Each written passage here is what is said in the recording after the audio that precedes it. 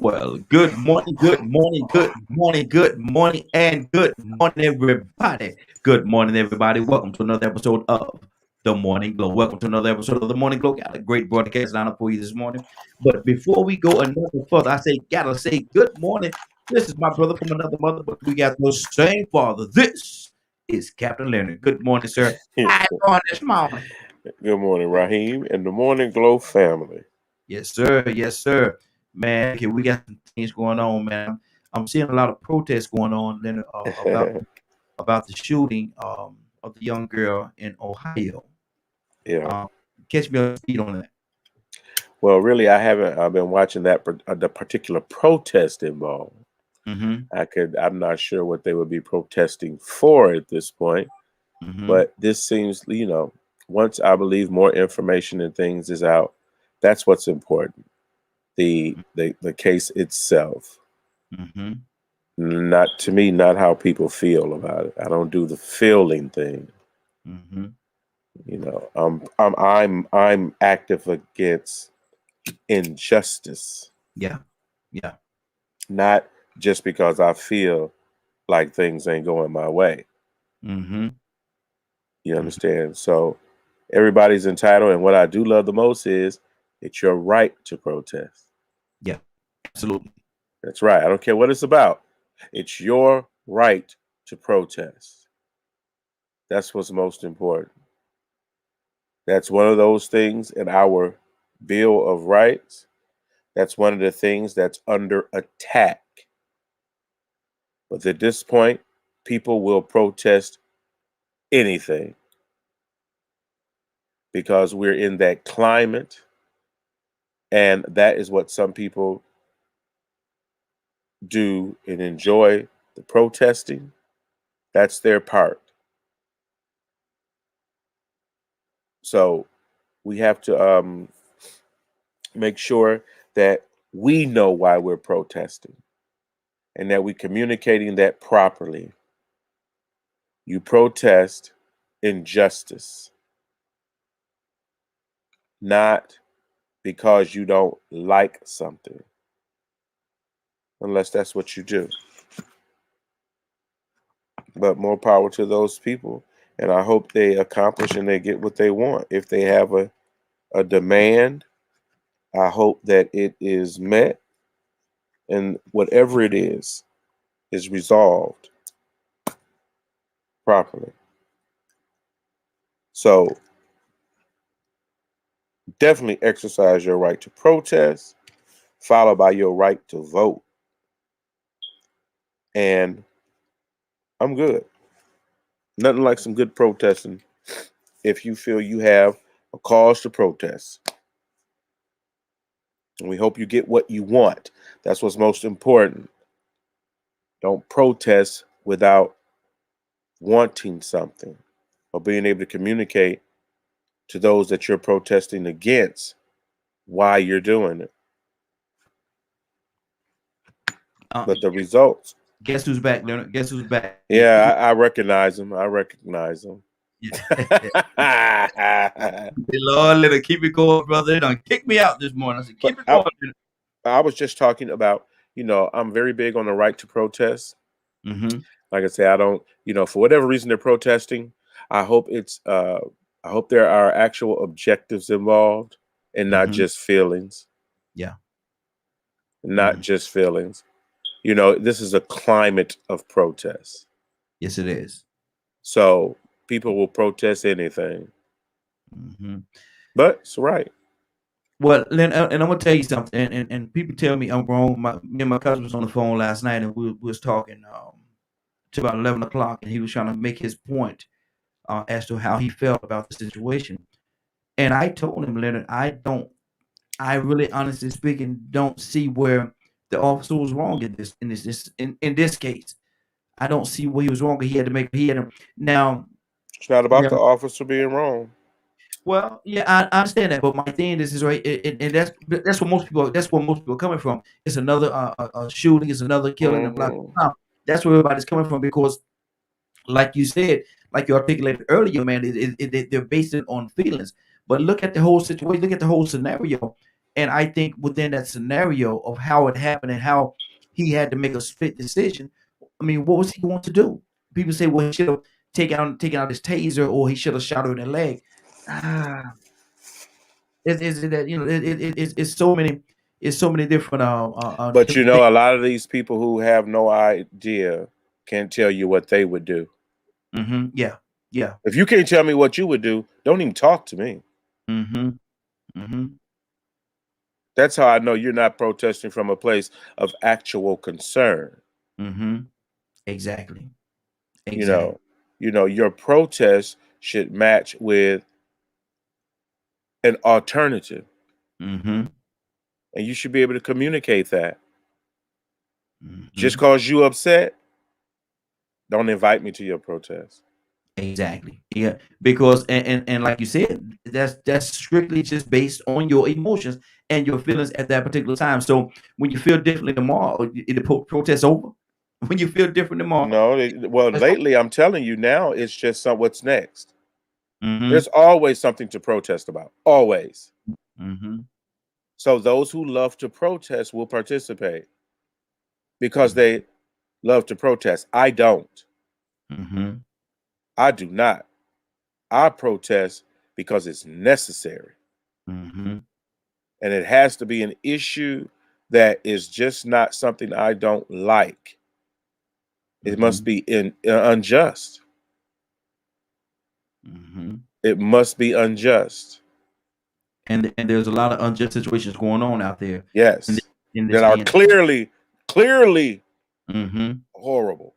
Yes, Not absolutely. subjective things. Not Mm-hmm. subjective things. Mm-hmm. So do you think, and I'm asking you this question, but I know how you feel about certain situations, but do you think this is a proper reason to protest? It doesn't have to be proper. You have a Mm-hmm. right to protest. Mm-hmm. Whether it's proper or not, you have Okay, a better right question. to do that. Better question. Would you find yourself protesting in this cause? No, no. I set the last one out Mm-hmm. because there's too many people with ulterior issues and agendas and things like that. Um, but I'm not against protesting. Oh, absolutely not. I just Absolutely. pick and choose those that I'm involved in. Mm-hmm. There are a lot of Mm-hmm. protests I've been in and led, but they're very objective. They have demands associated with them, and they're very direct. It's not just because I don't like what somebody really did. Mm-hmm. You got to Mm-hmm. break the rules. Let me ask you something. And people have been protesting for years, Leonard. Hmm. And Very and serious. yeah, yeah, yeah. But what are some what if Leonard had to say, looking at the history of protests and how people protest, if there's three different ingredients that have to be in an effective protest, what would those three things be, Leonard? You have to have a righteous cause. Mm-hmm. That's one thing. The cause has to be righteous. There must be something wrong with what you're protesting against, and you should Mm-hmm. be on the right side. Mm-hmm. That's why you should be protesting. You shouldn't be protesting for something, some illusion in your mind or anything like that. There should Mm-hmm. be an exact issue that you're Mm-hmm. protesting against. There should be an alternative that you're Mm-hmm. protesting for. So if you're just outraged, you're just outraged. Now, Mm-hmm. I don't do protests just because I'm upset or something like that. I protest for something in particular, Mm-hmm. A something goal. like even boycotting. Mm-hmm. I boycott specifically, not just because specifically.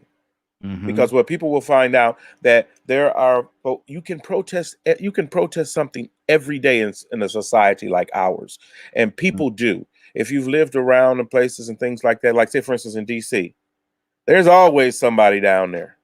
When I used Mm-hmm. to live there, there's always somebody down there with a sign with an issue against the government. Maybe it stem from a personal experience they may have had. Some people have direct relations with government entities and agencies that they're unhappy with, so they Mm-hmm. protest that.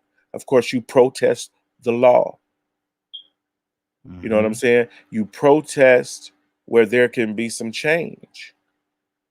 So I hope that anyone that's protesting know exactly why. They're communicating with the people that may be organizing the protest, and you know why you're there. So you don't feel like you're doing things in vain. Because if you think about it, I do not care. Like, say, for instance, even when you are having a protest, there's some things that I don't like the way other people do. Okay, we're going to have a protest. Here's the plans. We talked about it, and we're going to meet at a certain time, and we're going to protest. Now, all of a sudden, you get there, you hyped up on the energy, and now you auditioning for a TV show. Wow. That's not my thing. I don't get paid. I mean, it's not what some people make it to be, I would say. Yeah. But if you are unhappy about your government and your leadership, that's why you protest. You protest against an entity and what they're doing. And you should know what it is that you want the outcome to be. Now, if you make the outcome unrealistic, you're going to be upset and protesting every day to no end, and it's going to be almost futile for you. Personally, dealing with you personally. Wow. Wow. Good deal. Toy Unity, good morning, young lady. How you doing this morning? Morning. What's going on, gentlemen? Good morning. Hello. What's going on? We're talking, and certainly this is not our topic, but we're talking about protesting and the situation that happened, and I know how you felt because we posted yesterday about how you felt about the young lady that was shot.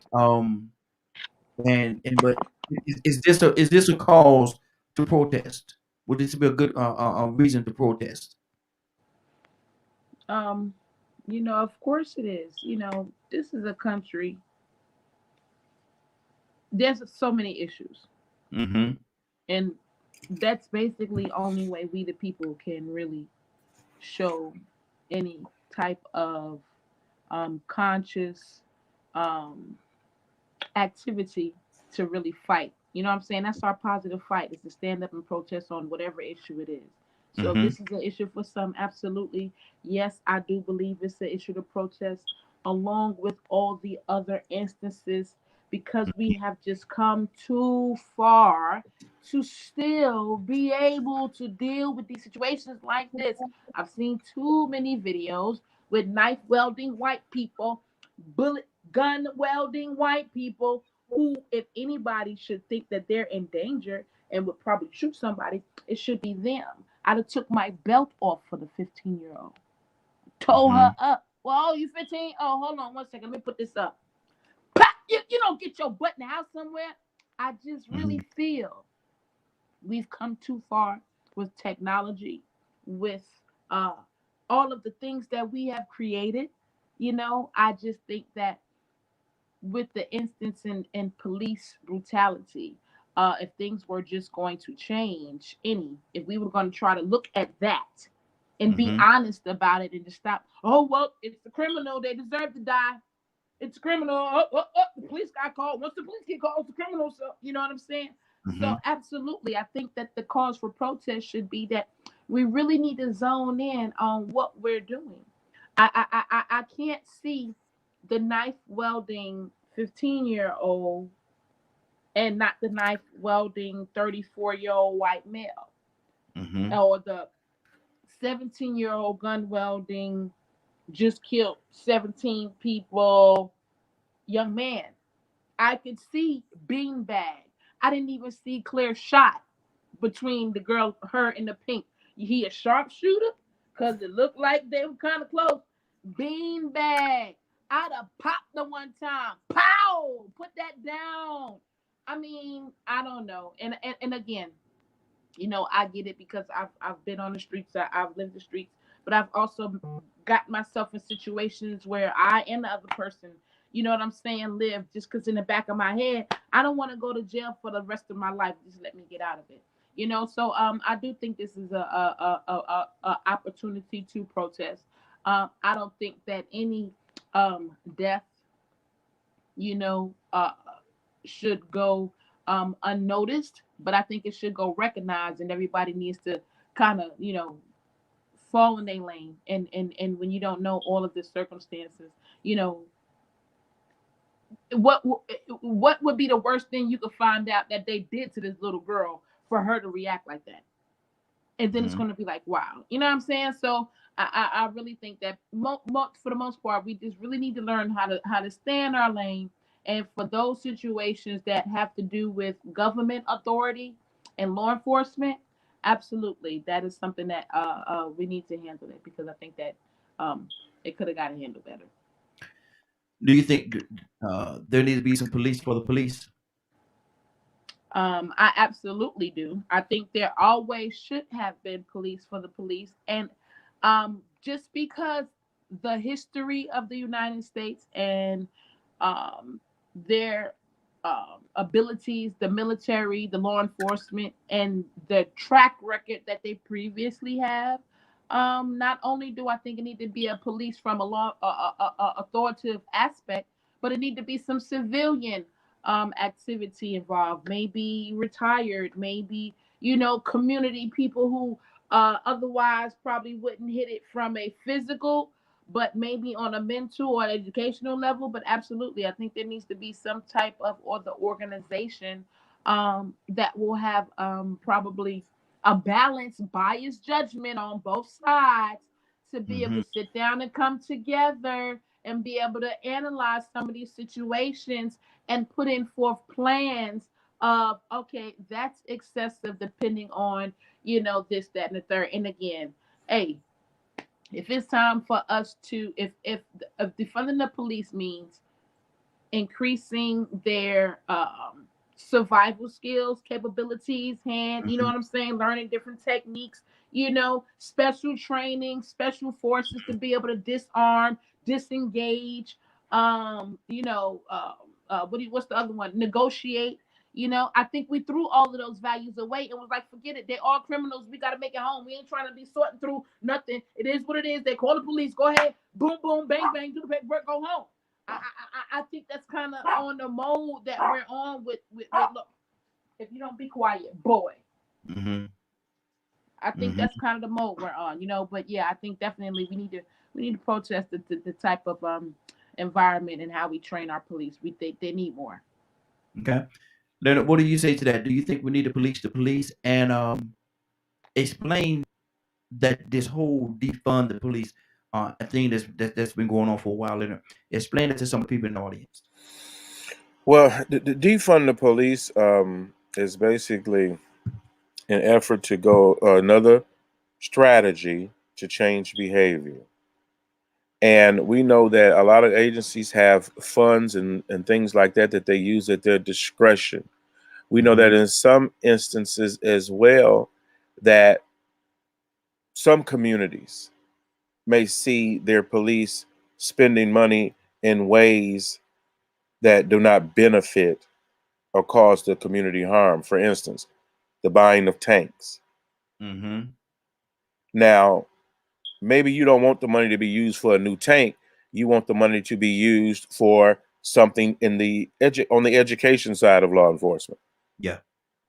So what we're going to do is we're no longer just going to give you the money and allow you to take that money and buy weapons of mass destruction to kill us.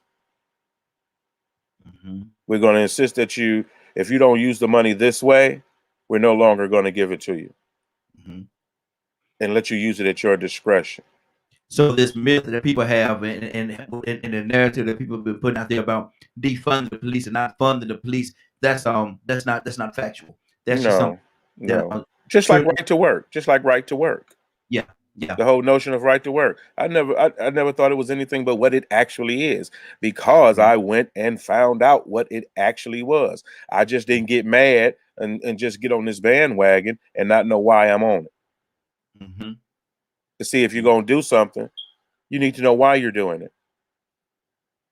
Mhm. You don't protest yourself into just a pile of nothingness that doesn't Mhm. have any effect. Yeah, you yeah. know so we have to be very direct. But defund the police was a campaign. It was definitely a horrible one to use during for an election campaign. Mhm.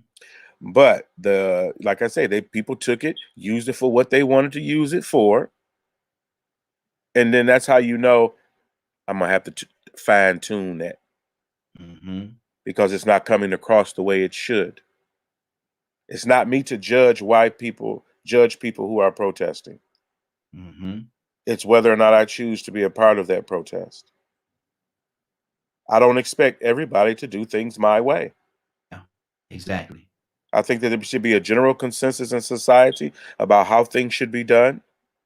I think we're going through a change right now because the demographics are definitely different. And we should do like what organized groups have been doing. They've been trying to affect the process. The 21st Century Community Policing Act and all these types of things are efforts to really reform law enforcement. You know, remember, that's different than criminal justice reform. You know, we have to understand, what is the criminal justice reform about? Most people went into criminal justice reform in most states because of economic reasons. They didn't care nothing about the people. They did it because they could no longer afford to do certain things. They're looking to save money, not help people. You're still waiting forever to get anything done. The court is still very archaic in the things that it does and how it does them. Time to the court really seems as if it's not significant at all. Look how long it takes an individual to get his day in court. Oh, yeah. Look at the whole public defender system. You know what I'm saying? Lynn, and I'm glad you said it. I want to go to Toy with a T as well. I want to ask you a question, but Derek, and I never get his last name right, but this gentleman, he was at home. He had before he went to court the last time and was found guilty. He was home, wasn't he? Excuse me? Derek, the one that killed Floyd. Yeah, because he wasn't arrested when this first happened. Wow. And why would he be? Because there's a man that's dead. But see what I'm saying? See what you said? That's his job. But you completely disregarded the procedures. Well, truth of the matter, I've seen it totally disregarded in my community. A lot of times, somebody say you did something, they coming to get you. They're gonna lock you behind up until you have your day in court. And then if you're found because it's alleged that you committed a crime, and you were arrested for that. It wasn't even alleged that he committed a crime. There's a process that you have to go through when it deal with that type of issue. We call it grand jury here. Before you do that, you can't just arrest an officer of the law who's in the commission and working and on the clock. That to me, and we spoke briefly about that yesterday as well. That to me, I don't know how I feel about that. Toya, what does he talk to me? Because the way I see it, and I do understand that part of it. You know, it's not. And think about it. It's not right, even for the civilians, because think about it. You'll look at that situation, but you won't look at the everyday situation. If Toya go and reports that I raped her, that's the crime. They come to get me and they pick me up just because of what she said. Yeah, exactly. Raheem, the crime gonna be I poked and soaked him, and they're gonna think that I was over excessive for poking and soaking him. So he gonna get away with the rape. Because I'm gonna be done stuck him up real quick because I said no, and I'm gonna go on to jail, and the focus is gonna shift from him raping me to me poking and soaking him, because I'm not waiting on nobody to serve my justice for me. It is what it is. That's why I wait around. I've always, when I commit crimes, I know just go ahead and turn myself in. He don't put his hands on me. I'm gonna go ahead and beat him. I'm not gonna run. I already know what y'all finna do. I'm not gonna make you come and chase me. And that's where, it's a problem. See, what it is they've given police this dominion. God already given us the dominion, right? But they've given police, I'm not going to do it, sit your behind down. But they've given the police a certain dominion that they are taking to an extent. And if they speak You got, you are, I am. They make you speak the Miranda rights to you. All this we got to pay attention to. And they've given police this dominion where they are the authoritarians and they call the shots. I feel threatened. You have a gun. You don't have a gun. I feel threatened. You have a gun. Bam, bam, bam, bam, bam. That starts the procedure. They trained him to do this. Let's remember the root of this came for us, to hunt us, to track us. You know, of course, there's a root before that for order, but it was still for the order of the slaves to not get away, to beat, to control, to maintain.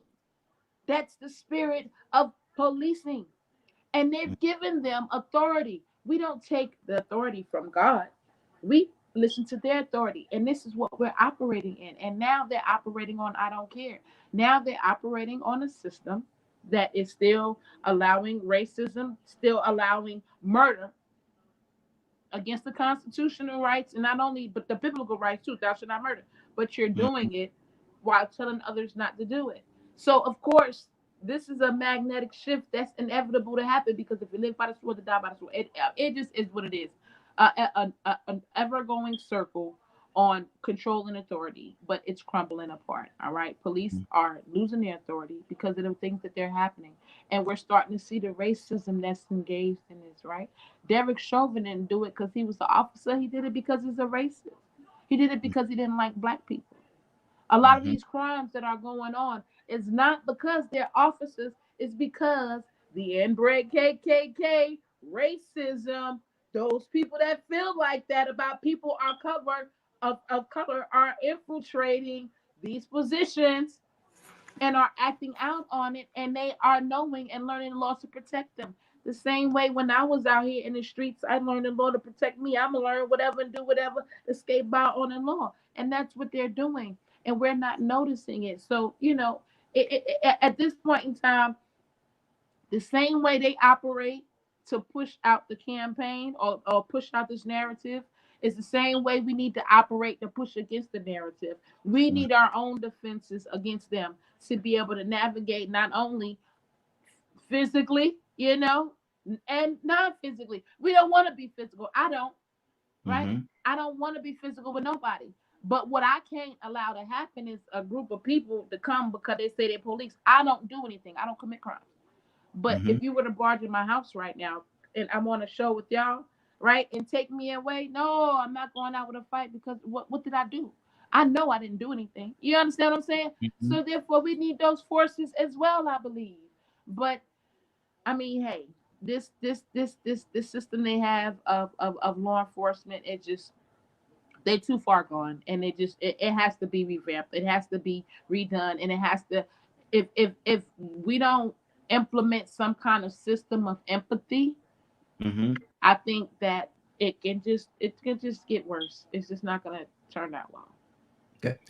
Now, Leonard, if that was the case, if that were the case, and we were able to revamp the whole system, give me a window of time how long it would take to get it in a better place.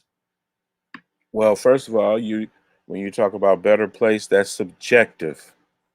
You put you could go in and change the law if you wanted to, as soon as you could vote on the people that was interested in getting it changed.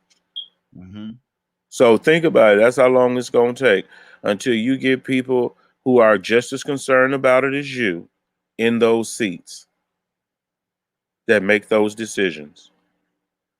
Well, you know, from the police officer side, you can't tell me this is my job, and then I do my job, and then you put me right in jail as well. Do police officers, you know, like you say, does the police officer know that they're doing something wrong, or do they think they're right?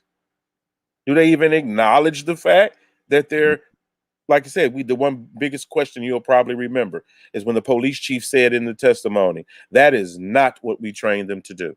Yeah. That makes the biggest difference in the world, because there's nothing saying that was okay for you to do that.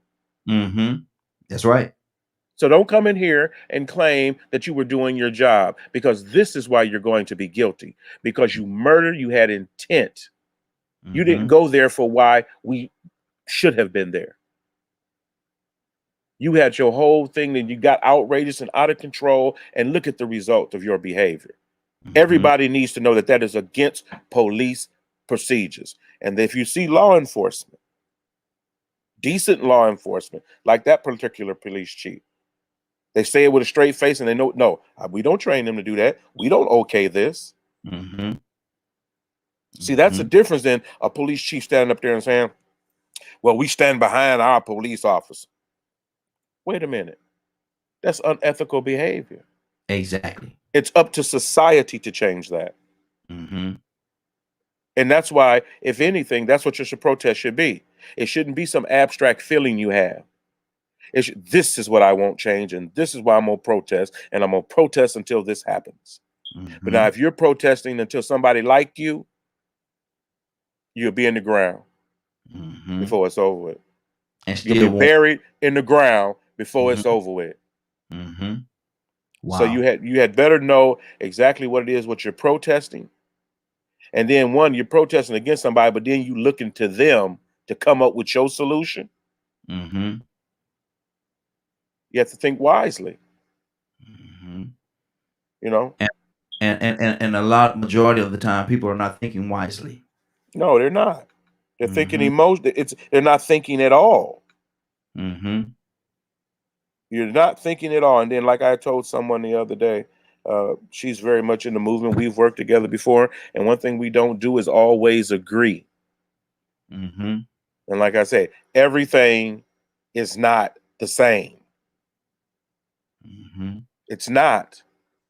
There are some people that are going to use this for some racial issue, and they're going to completely disregard that another people's lives were at stake as well. And see, my wife and I had a conversation about this actually this morning while I was getting ready. And I told her that, and I was talking to her about it, I said, I don't know, and people don't agree with, and people didn't agree with me yesterday. Probably not gonna agree with me today. But I don't know what else he could have done in a split second decision like that, having to make a decision on what he needs to do. I mean, we all could look at it and Monday morning quarterback and say, well, this should have happened and that should happen. Mm-hmm. But this person, he was in a situation, he had a split second to make a decision. Mm-hmm. Rather, would his taser have been effective? Probably so. Effective at doing what? Stopping her from stabbing the girl. Maybe, huh? Maybe, huh? And that's Maybe. and that's my point exactly. That's my point exactly. Maybe. See, that's the maybe. Mm-hmm. You There never. ain't no maybe with that pistol. Yeah, I told you, me and my cousin was talking last night. He said, "Well, Raheem, why didn't he shoot her in the leg?" I said, "Well, you don't know how good of a shot he is." And how would that have immobilized the threat? It would not have, but he said, but his view was right, and I'm waiting to get Toya the T with the back in here as well, but his view was that if he would have shot her in the leg, that would have stopped her for that second, blah blah blah, and then he could have went on and did what he had to do and played Superman and went against this woman with his knife. I don't know, man. I don't know what if he's not a good shot, and what if he's aiming at her shot, and because of the moment is so right there in your face, he missed her and shoot the other lady in pink, shoot her in the leg. Now the lady is shot in the leg, and she's about to be stabbed. I don't know, man. It's just so many different layers there. That Toya, when the T talk to me, what do you think? I know you don't agree with me on this particular part of it, but speak your heart to me. Well, I feel like it went exactly the way God wanted it to go. Mm-hmm. This is a season to where we got to start paying attention to him because he's telling us not to do certain things for certain reasons because of the karmatic shift that we have going on. Mm-hmm. But with all regards to what we're experiencing when it comes to a law enforcement aspect, um, why not beanbag like the protesters, which that was excessive too, Mm-hmm. Mm-hmm. to shoot my eye out because I'm standing up against your brutality. See, I've always been one of those bosses that's been realistic, and I'm not just gonna go with the rhetoric. I'm not gonna beat and slave. I'm gonna make sure things are even in the playing field, and I'm always gonna rule things by the book. But we gonna be 100 here, and officers work with this spirit of nastiness with them, of violence with them, That ain't right. Mm-hmm. COs do it too because they're criminals. Oh, you this, oh, you that. And they walk with this nastiness and this disrespect about them and this extra. That's not right. And this is what help causes them to get out so easily. I'm a beanbag yo behind. Listen, I get it. I'm not gonna be running after you. I can't be no cop because of my attitude. I have a bad one. So Mm-hmm. I chose not to do that profession. And God is working on me. So there's certain instances where I know I'm gonna get angry. If I tell you to do something you don't do it, I'm gonna get angry. And I'm an old coon working on that right now, man. Because it's not right. And from a realistic point of view, I'm being honest and put my management eyes on. Let's talk about policies and procedures, right? But let's be honest.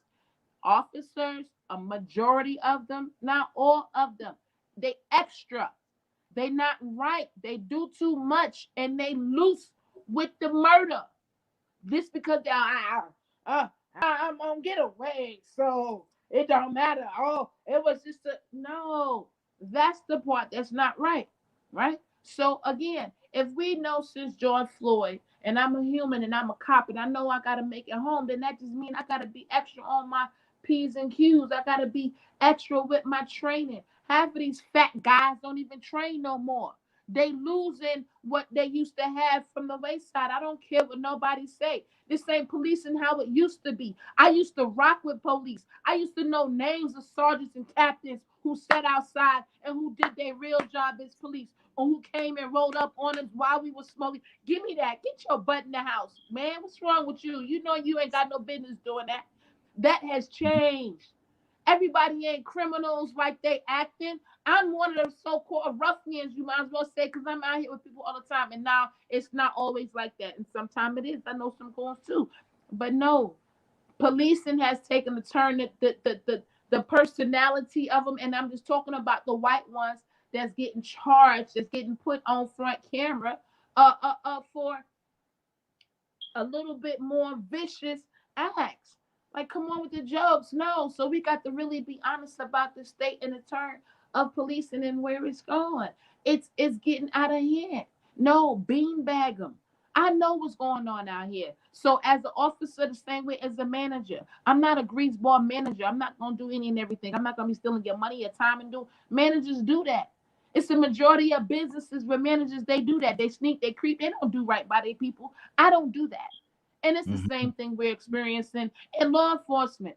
Everybody don't want to do their job. They don't want to do this. They got attitudes. They got to get home a certain time. Oh, this, that, and the third. That goes over there too. They ain't operating off authority. And no, it was not the situation. I don't care if you don't know what the situation is. You need to have a taser. And this ain't even for the officers because oh, I'm just a robot. I'm just going to do what I'm trained to do. This goes all the way to the head. We need to take this all the way back. This is why we need to start talking to people, and it needs to turn it all the way down. You need to have your little beanbag, little taser, just like you had for uh, uh the protesters, because you're gonna be breaking up those. Why you don't have that? Because we're still protesting. You need to have your little taser. So even if you make a mistake with the beanbag and not the taser, right? I would feel better if he would have tased her and she died because she was a little chubby little girl, overweight. You know what I'm saying? I would have felt better because who knew that he was gonna tase her? That was the right move. You know what I'm saying? But Mm-hmm. he didn't even have a clear shot for real. Somebody could have been sitting in the car. You don't even know. It could have been a kid in the car. You don't even know. So no, I feel that was an attitude of white cop. I got called over here. This is what it is. They done set a new precedent with officers now after George Floyd. And I'm just going to go, whatever. I got to make it home. Bang, bang, bang, bang, bang. And I'm finna go home and deal with whatever I got to deal with because that's just how it is. Mm-hmm. That's just how it is. No care, no nothing. But that's the state of America we in. That's the one that we salute. So long as we keep fighting for and rolling with that rhetoric, that's what it's going to lead to. But when it happens to I got a lot of 15-year-old bad little hardhead doing stupid stuff that we talking about. I got a lot of them. So it's sensitive for me. It's nothing I can say to them to stop them. I don't know why. I don't know why they bad and get into situations like that. But for me, I got mouths of them. No mouths of them like that. And I would never be cool. I would never be cool with that being one of them at 15, because whatever fight they get into that went on like that, it ain't worth it. Ain't none of them that Mm, bad to mhm, where it would warrant them to get shot. That a parent or auntie or something could come up on the scene. Girl, if you don't drop that knife right now, girl, it's gonna go down. You understand what I'm saying? So mhm. I'm just emotional because I got family members that age that's they kind of on that little. I don't know what's going on with them too, but it's really sad. Leonard, how do you feel about it? And the beanbag situation. Let's deal with the beanbag situation for a second, Leonard. Now I don't know how this thing work out, but do they have the beanbags on them? Is that something they got to go to the trunk to get, or load it up and get it ready and all that stuff? And if that be the case, was time an issue? Would time have been an issue in doing that? It's not a, for most people it's not a, I mean, agencies, it's not part of their procedure except for certain issues when you Hmm. definitely don't want to kill anyone. Usually it's heavy crowd issues and things like that. People not in the commission of crime. You just want something uh, uh, to deter people. You're not Hmm. trying to kill them. You just want to deter them. And they're not committing a crime, which is why you would take beanbags into a protest situation, for instance, Hmm. because no one's committing a crime. No one's life is in danger. It's a protest. So what I'm hearing you say is, majority of the police officers that's on the beat on the street out there, they don't have beanbags on them. That's No, what. no, no, not unless that's a particular law enforcement uh, initiative for that particular location. But you're Hmm. usually told, I believe, what to do in that situation when you're going to use a beanbag. But you Hmm. don't roll up with no beanbags and people sitting up there with machine guns. You don't do that. Yeah, yeah. I mean, that don't make no sense. Hmm. That She does ain't not had make no any machine sense at gun. all. She ain't had no machine So, gun. I told one person, and I want to make sure I get the comment is exact because they responded exactly the way I thought they would. Because this is the way they always respond to everything, regardless of the situation. Hmm. That's how you know something's wrong. That's how you know someone's not being rational. And my comment was, this is not about that unless you need it to be for some reason other than what it actually is. For some people, this is all about race. It has nothing to do with the fight. It don't have nothing to do with what was going on. They didn't care nothing about the girl whose life was in imminent danger. I'm on my race crap. So that's what it's about. It's about race. It don't matter what the evidence is. Hmm. Because that's what it is. It's about race. He killed her because she was black. That's why she killed her. Had nothing to do with her trying to kill somebody else. Hmm. So you're saying a lot of time it's emotional, and people are just overlooking the fact that she was about to take the other girl's life. Well, I mean, people just, they only look at it from their point of view. They could care less what would have happened had the officer not did what he did. Matter of fact, at some point, you have to think to yourself, like being from the hood. Sometimes we don't want the police to come and we'll just kill each other if that's what need be. That's why, people the police don't never show up. Why? It don't matter because whenever they show up, they're always wrong. So why you want them to show up? Handle it yourself. But see, you And pay for a service. mhm. You pay for a service. And had he not come, would we still be dealing with a dead individual? Probably more than one. Mm. Probably more than one. Because see, this issue right here is so convoluted with people's thinking because you don't understand that probably the weekend before that, a weekend somewhere else, or what have you, you had these same people, same age group, just killed one another anyway. Mm.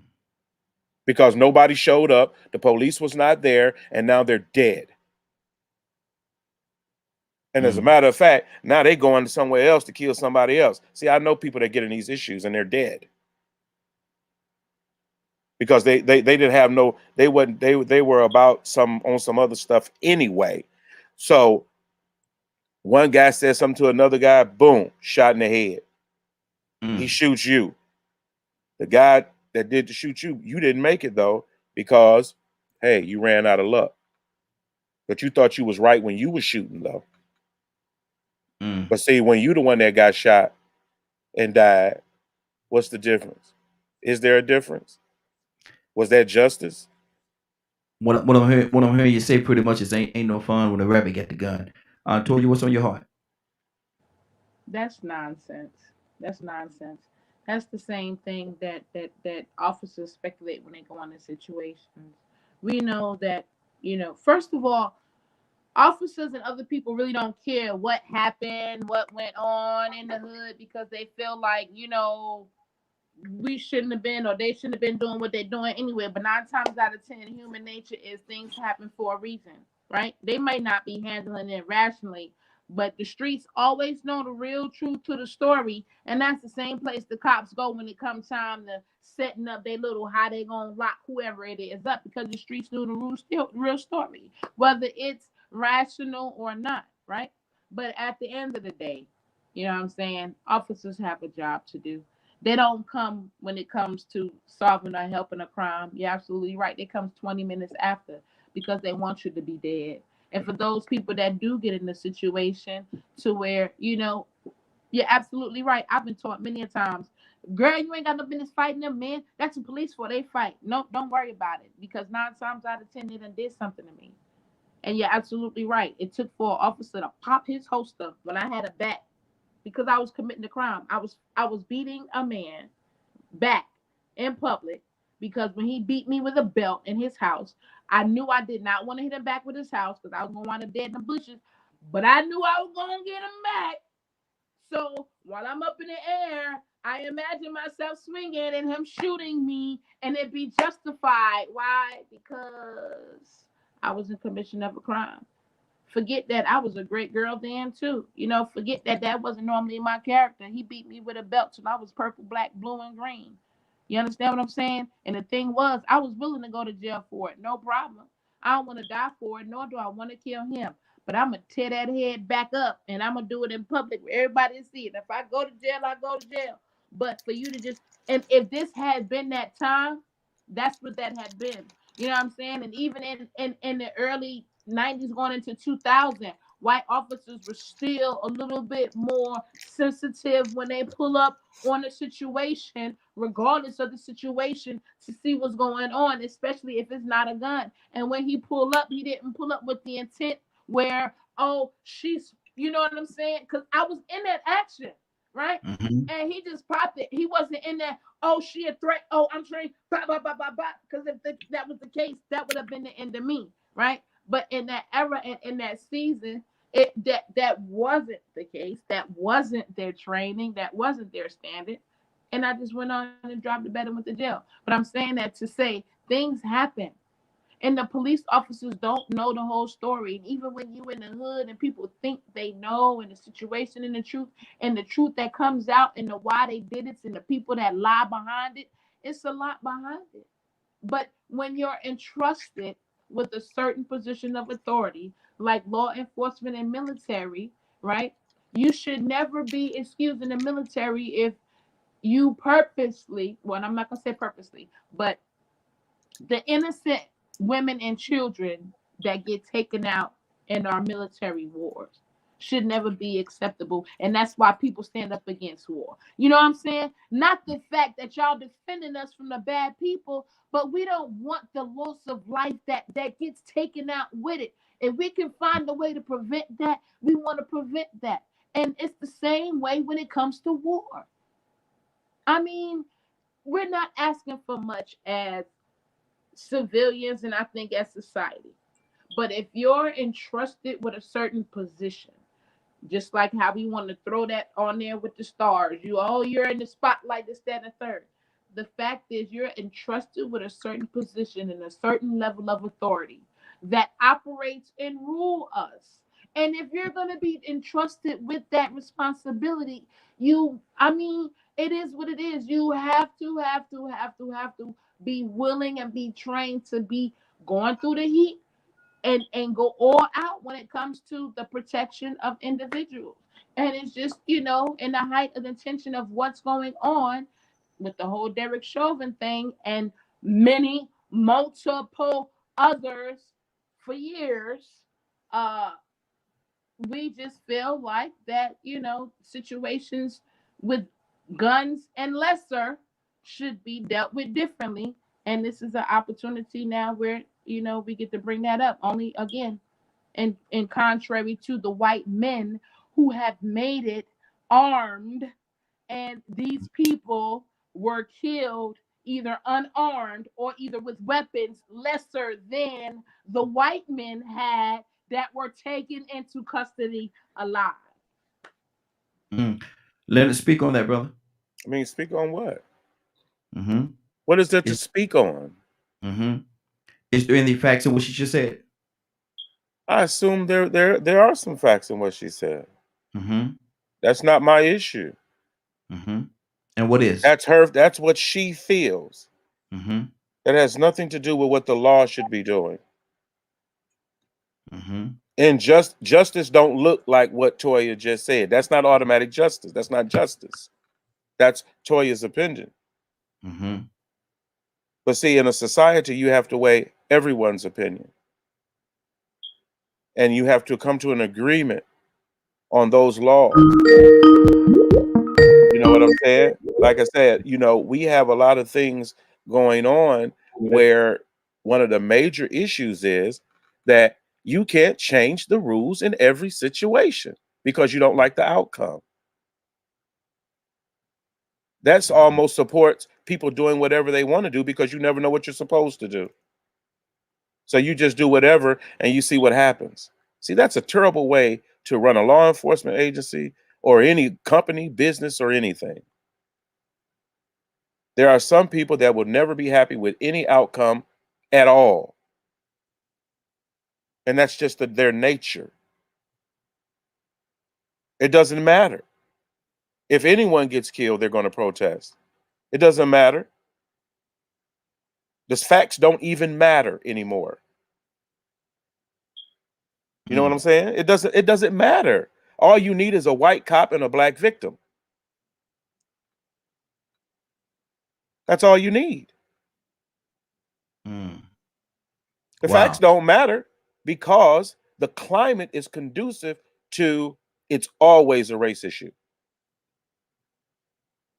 So truth of the matter, in your heart of hearts, Leonard, you don't think this has anything to do with race at all? This last case we're talking about. I'm not sure. Because one, what evidence do you have that it is about race? Except for the fact that the officer was white and the person shot was black. That's all you got. That's all you got. If it came before you're the judge, and it came before your in your court, came up on your docket, in your courtroom, what would you do with this particular case? I would hear the evidence. And And I would probably automatically send it to a jury. If the evidence presents that this officer has been in contact with a white male in the same circumstances that he did not shoot, what would you say? It would depend on the evidence, but I wouldn't use I wouldn't make race. Race is what it is. It'll be there. If the evidence was to show you that he was in a knife welding another knife welding incident. With a white male, 30-something, and the result, he did not shoot them. He called for backup, and he apprehended that man and took him to jail, and he made it to court. If I brought that to you in the court of law, would that then make you think that it was about race? No. No. Wow. No. Just because one person is white and the other person is black don't make it about race. And one, I wouldn't deprive the person in this particular case of the justice that they deserve based on another person's incident. Let me go to we got a call. Donald Toussaint, good morning, sir. How you doing this morning? How you doing this morning? Toussaint? If I could have found my phone just now, I could have told you. I couldn't find it. Now, go ahead. I know you've been listening in this morning, so I'm just gonna ask you, man, what's on your heart? What do you think about this case? Do you think race played a part in it? This young lady getting killed? No. Who initiated the whole thing? What color was it? Black. That is. That's who's at fault. You got two people, instead of talking it out and reasoning together, they create this scenario. That's it. That's it. Mm-hmm. You got two people, instead of talking it out, talking to a child and telling her, look, whatever the situation it is, look, y'all, you need to, we got enough going on in society. Mm-hmm. Y'all stop that. And we shouldn't even be here. Let's go home. Mm-hmm. And that would have fixed that. But no, you want to fight. And you created this. Should he have shot? He shouldn't have even been there. Mm. He didn't have no, he had another assignment going on. And they made a call to an officer. See, we're creating a racial situation here. We are doing this. There is none. If the two people or three people that started this whole thing would have just talked it out or just shut their mouth and went on about their business 2 different ways, it wouldn't even be an issue. But because they didn't, an officer, if you don't want somebody else to look at race, stop looking at race. Mm-hmm. An officer showed up, Mm-hmm. made a judgment call to protect another citizen's life. Mm-hmm. They have the right to use deadly force if necessary. He made a call. That's what happened. Mm-hmm. Mm-hmm. Nothing else. If we make it, and it's just me, I'm looking at it, and I am an African. They call me that today. Last I was Negro, and I was black before, and they're gonna make something else. What we gonna be? Hebrew color or whatever next time? Hugh. We don't know what we are. We're gonna be Hugh. What? Yeah, exactly. So why are we doing this again? We doing this. Mm-hmm. Nobody else. If we look at what actually happened, if we don't want to be biased, if we don't want anybody else to be racist, let's not be racist. Mm-hmm. 2 people, 3 people, a couple of people went down to an area they had no business going and started something. And it got heated. When it got heated, the police was called. Instead of you waiting for the police to handle your situation, you decide you could have shut the door and locked them out. Whatever the case, mama, adult, they got some people here messing with me. Mm-hmm. And I called the police. I'm going to wait for them to come.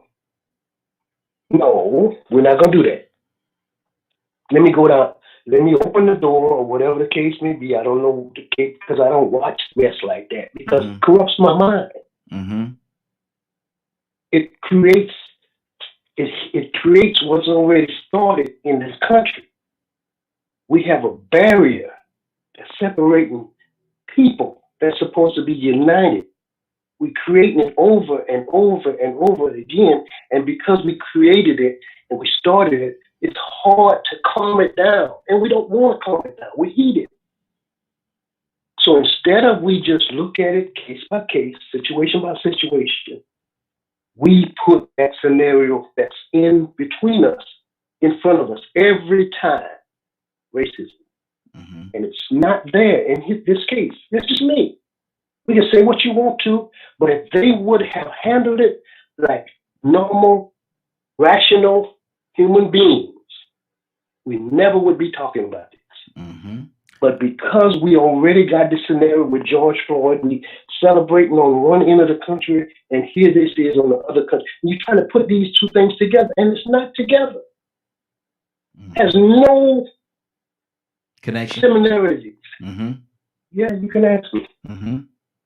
Wow. Toya, talk to me. And Toya, I'm going to run up. It's a little chilly here. I'm going to turn the heat up a little bit, so I'm going to step away just for a second. All right.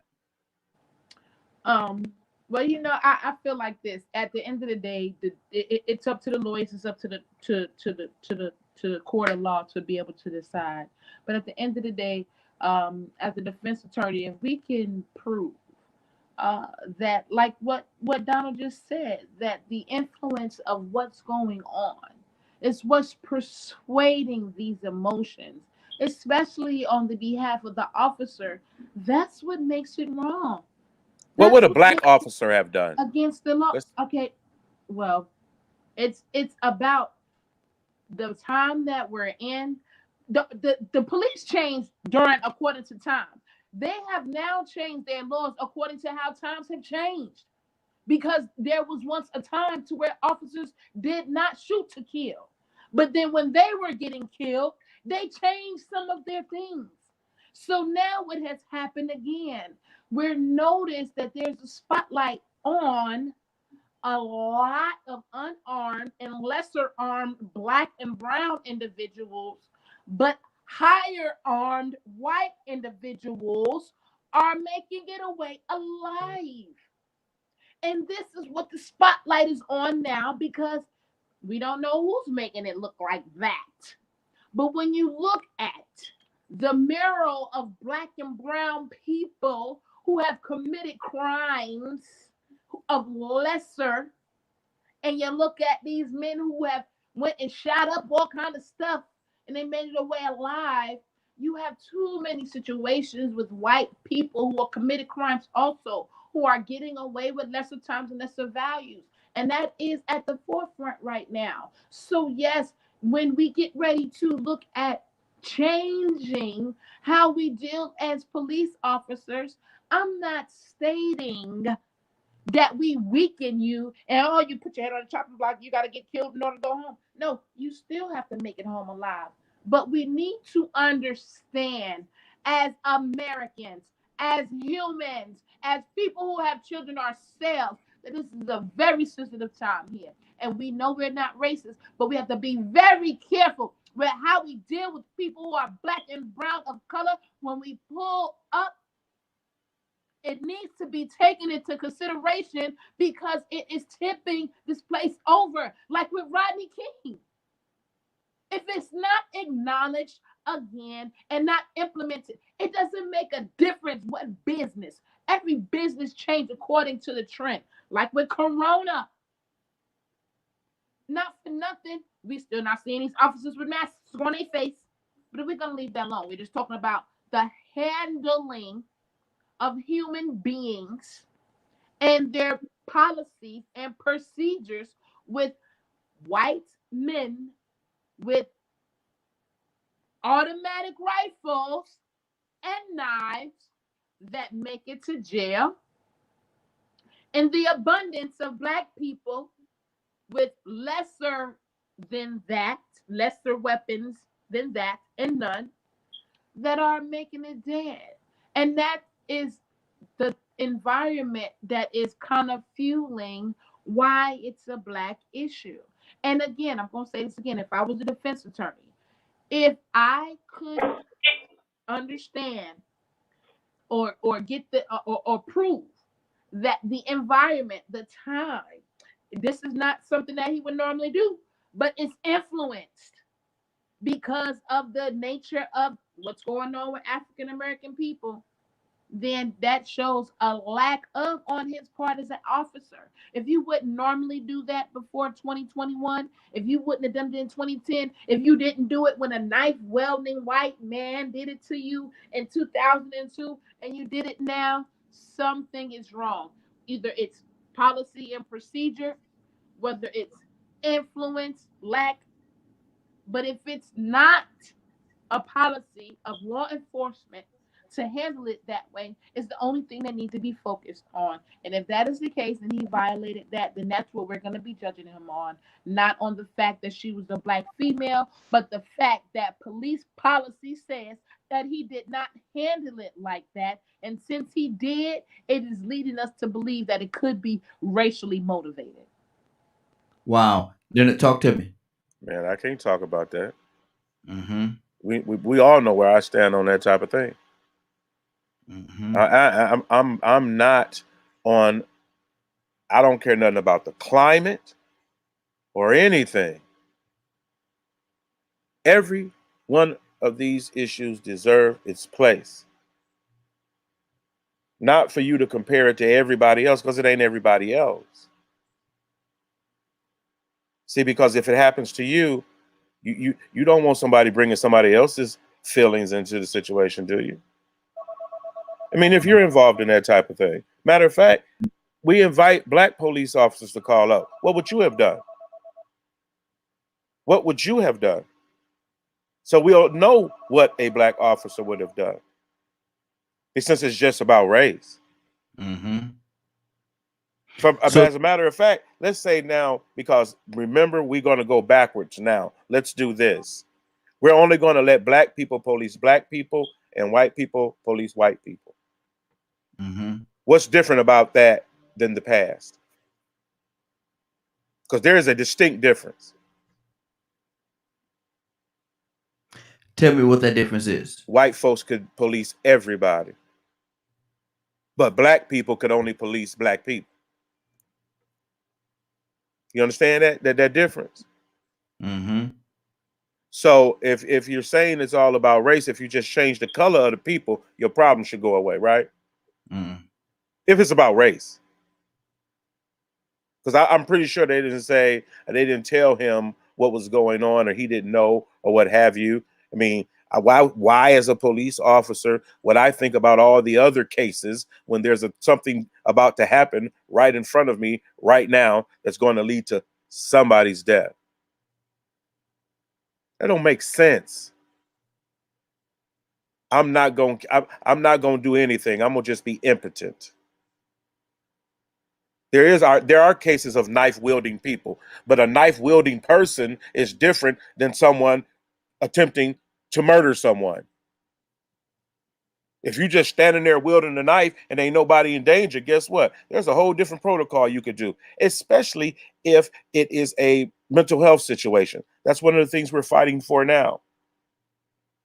You show up and somebody's wielding a knife. If they just wielding a knife, that's a lot different than someone in the act getting ready to murder someone, which is what is an imminent situation.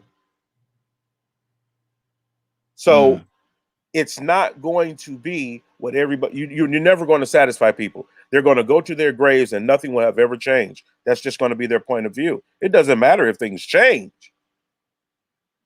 Their point of view is it's not changing. You got 3 or 4 protests going on about different situations in different areas. There's some protests going on in North Carolina right now related to an issue involving a search warrant where a person was killed. Yeah, I saw that. That has nothing to do with the thing that we did on our show about the young lady that was shot with police. They're 2 different issues. That's 2 different issues. So we have to really be rational about it.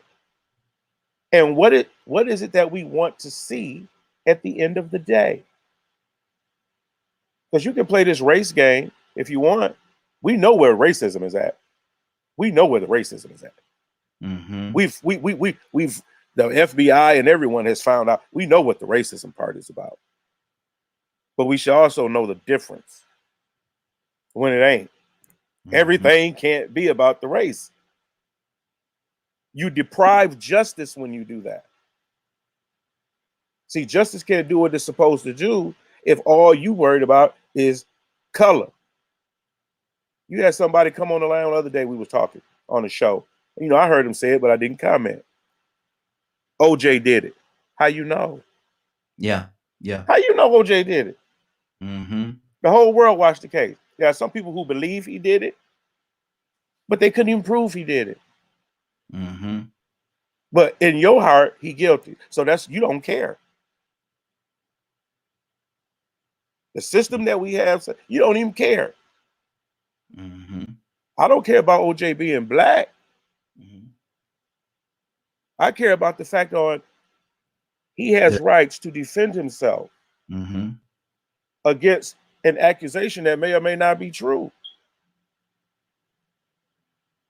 So when we have to think about it, is it always what we believe it is, or does the truth even matter? Wow. Does it even matter? If the officer would have been black, what would you have said? Then you have to go to your fallback. See, trust me, I plan protests. I plan strategies of action against racism. What would have been your next go-to? Just like everybody else. You couldn't stick on this particular case. You started throwing in all this extraneous information that had nothing to do with the issue at hand. Mm-hmm. The young lady who I made the comment on Facebook, I knew how she was going to respond. Because I know the trains of thought on the issue. Because I've dealt with it that way. I look for racism. If it ain't there, it ain't there. 10 people could call in here, Raheem, and 9 of them have a different way on how they thought it should be handled. Absolutely. Would that make it right? I mean, just would it? No. If you were the person involved, and say, for instance, what would you, if you was the girl involved that's still alive today? What's her point of view? Or is it even important to you? Wow. Bitch, she don't feel good about it. Wow. But I'm gonna let her have her story. I'm not gonna make it up for her. Let me go to the phone line. Hold on one second. Caller, what's your name? Where you calling from? Caller, you there? 301 area code. Are you there? Yeah, I'm here. I didn't know who you were talking to. Okay. What you've been listening? I know you've been listening in for a minute, brother. What's on your heart right now? What do you think about the situation? Man, I just want to say one thing. I am so sick of this, but I'm gonna say this. OJ did. OJ did.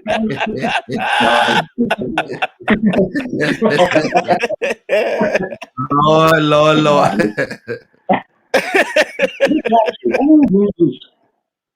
Yeah, I'm just kidding.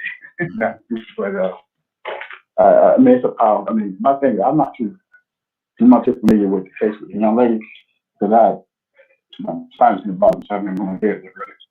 But I've been hearing everybody, especially from radio and things of that nature. But my only concern, and I can kind of understand where Leonard's coming from. I can understand where Tor's coming from. My only concern is that I understand where the issue is that the liberty that Kyle Rittenhouse was given when he shot those 2 protesters in Wisconsin was even when he was pointed out, the officer still allowed him to go home at night. And I think sometimes we were looking at that, and he had a gun. He had the weapon still strapped around his shoulder, and they didn't even disarm him. And so I understand the issue with the unbalance of the judgment call, but at the same token, I would hope that a police officer would shoot somebody who was on top of me as well. We have to look at it well. So I get both sides of it, but I do understand why there's some disgruntled and some outrage about it, because this young man, they had to ended up put him. He was on probation for murder. Now I'm talking about probation on house arrest, and he revoked his house arrest after 2 months. I forgot where he went. He went somewhere. Make a long story short, he was on the house monitoring things that nature. And I was reading this about. I mean, when I was in Florida, I was reading about it. I was like, wow. I said, this kid, man. I said, he just acting like he just don't care. Yeah. And I just think about how sometimes how cavalier they are about the laws and how not so much to suit them, because I can tell you this much, and this is from personal experience. I know black police officers are worse than white cops. I know them. I know them. We should call them termites. Mm-hmm. It's just, you know, termites eat from the inside out. Yes, sir. And we used to call them termites. That was our nickname for termites. So I'm telling you, for me, I think once you put that, sometimes that shield, and once they get to a certain point, they just feel like they had the liberty to do what they want to do. But in this case, I don't know anything too much about it, but what I'm hearing and what I've heard, that she was in the process of injuring this girl, so I believe that he was saving that woman's life. I don't know like I said, I don't know all his names.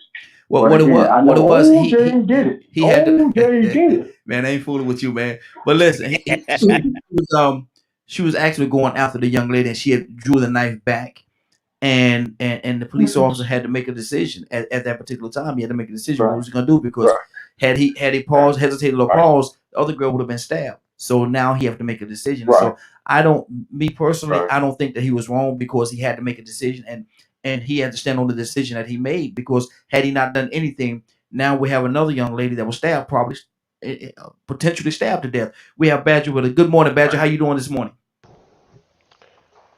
Listening to the conversation and just, yeah. Mm-hmm. Okay, that's it. Let's go. Let's go ahead. It's a good day. I'm shocked, Mm-hmm. and I guess is a word, Mm-hmm. of like, I'm seeing on Facebook, you know, how in a different situation where, you know, a police officer was stabbed, you know, he chose not to shoot and hit him with the electrical gun or whatever those things, taser. Taser, yeah. And I'm looking at the situation going, all right, the dude is running away. Nobody else is around. He wasn't in the, you know, in the process of, you know, stabbing a person in the chest. I think that cop also handled the situation that he was put in the way he thought was best. Mm-hmm. But if you take that same cop and put him in the same situation where, and he's got to hit the gun out first, and he's seeing this person about to stab this one person about to stab the other person in the chest, is he going to take the time to pull out the taser while that girl's getting stabbed, or is he going to shoot too? Like, comparing situations and talking and pulling out the racial card and stuff like that, it is baffling to me, because yes, there are situations that it is absolutely obvious that it is a racial crime. Mm-hmm. But trying to make every single thing into it don't make no sense. Mm-hmm. I agree with pretty much everything Leonard said. You know, I'm just we know racism exists.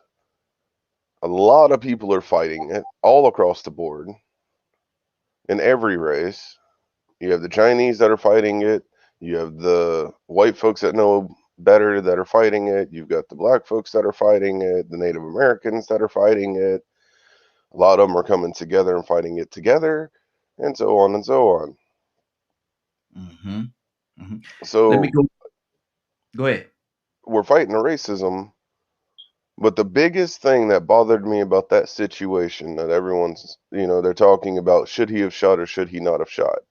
How about the fact that when the police officer showed up to defuse the situation, that's just so happens to be when that girl decided to attack the other one after the police got there? No.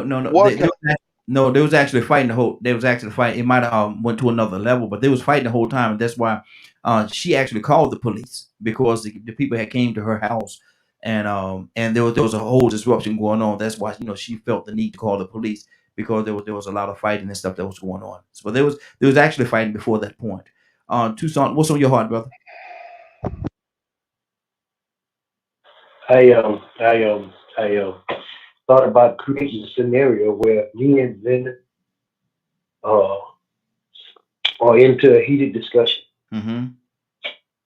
Okay. Mm-hmm. and we just can't get it together. You show up.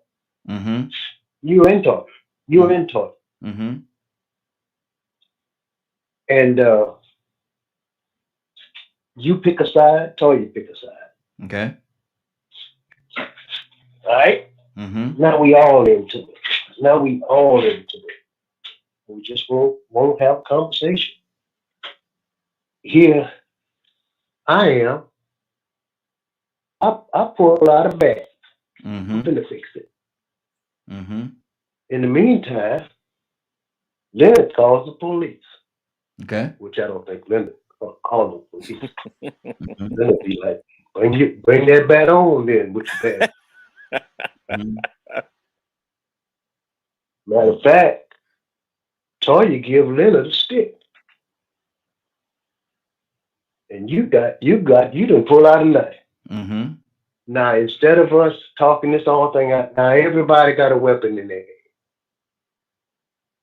And you about to stab me in the back. And all of a sudden Badger shows up. Mm-hmm. And he makes a judgment call. Now we all friends really. Badger too. He knows us all. Mm-hmm. But because he makes a judgment call, and I'm the one that's initiating it, I'm the one, and I'm about to do something to cause, or Leonard, or one of us are trying to do something to take another one of our lives. Badger shows up, and just before somebody dies, he makes a call and kills the one that is creating the danger, the most imminent danger. Mm-hmm. Is Badger racist? No. No. Why are we? I mean, I understand the guy was white, but somebody's about to die here. Mm-hmm. Mm-hmm. That's good. That's I don't know. I don't know. I don't know. I mean, I'm just looking at it for what it is, not what we want to make it to be. mm-hmm. That's good. We every time something happens, I said this yesterday. I'm gonna say this again. I'm just trying to shut up. Moses saw possibly a racist situation. An Egyptian was mishandling a Hebrew. When he shows up, because that's his brother, not necessarily his biological brother, Mm-hmm. Mm-hmm. he takes hold to the guy and kills him, puts him in the ground. The next day, here's two Hebrews getting into a heated conversation. He comes up, he say, y'all stop that. And you know what they told him? Mind your business. Mm-hmm. I don't Mm-hmm. know. Yeah. Yeah.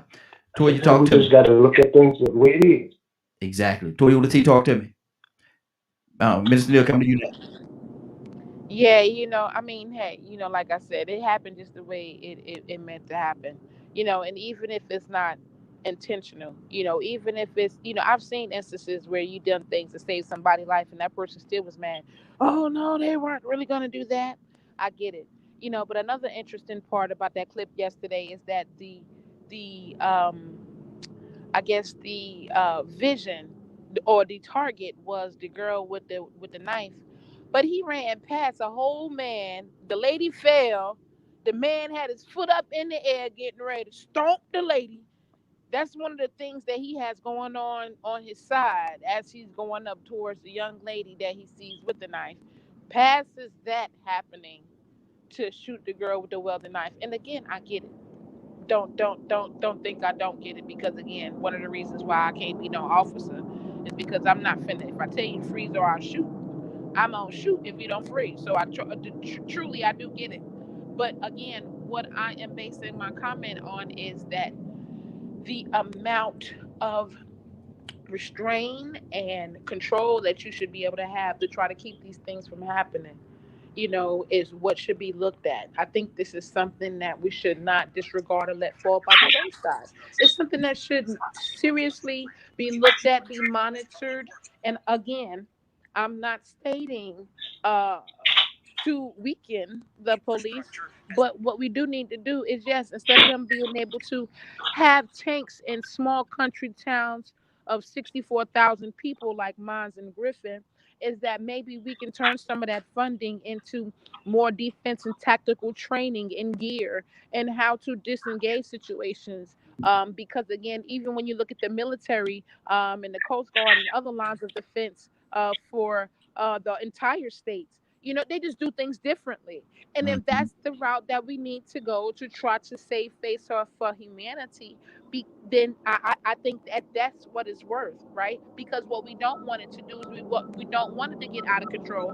We don't want to be um, not mindful of the power that's driving the human beings behind it, and it spill over into something that we don't notice it onto one of us on the highways and byways wrongly, right? Because we're not Mhm. looking at the right thing and focus on it. We're focusing on it's their job, We have and a then one of us wind up being it's just our where job you situation. switch the whole. So I think, Mute as a your phone, collective Don. whole, that we should be paying attention and be mindful to those who are in pain and who have been impacted by these situations, and listen to some of these victims of the unjust, listen to some of the victims of the things that happened, the things that led up to it, some of the harassment that's going on in our neighborhoods, regardless if they've been criminals or not.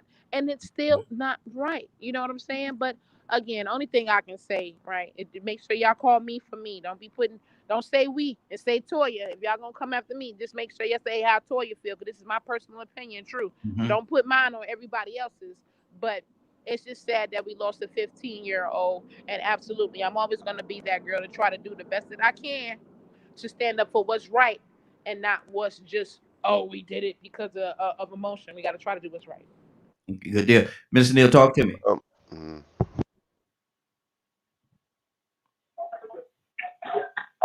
I mean, I'm just listening because it sounds to me like I mean, like I said again, I hadn't seen the clip, so I'm not gonna really comment on it. So Mhm. something like that, but I'm not really abreast of what's going on. I'm not gonna Mhm. I just can't say this. We all have opinions of our outlook on the situation, and I truly pray that justice do prevail, and whatever comes out comes out. And, again, my condolences to the young lady's family Mhm. and to whoever has been very impacted by her loss of her life. Mhm. And I'm saying it because right now we're speaking very cavalier about someone who's lost their life. Yeah. Like we're trying to say what's right and what's wrong, and we got to understand that's a life that's lost, Yeah. regardless. And we have Mhm. to really set back for a minute to think about that right now. That is the preacher come out there right now. Because right now I'm thinking, like I said, I don't know anything about it. I'm not speaking. Mhm. Okay. That is my point. Absolutely. Absolutely. Badger, you wanted to say something? yeah, one of the things that I heard one person say at some point was, talking about the community. And there's I was trying to find her name because I couldn't remember it. Going over like what are the biggest issues for Black Americans in the USA right now, and it's talking about the issues that are going on in the communities about mental health and all that kind of stuff, and how all of it plays a factor in perceptions and everything else.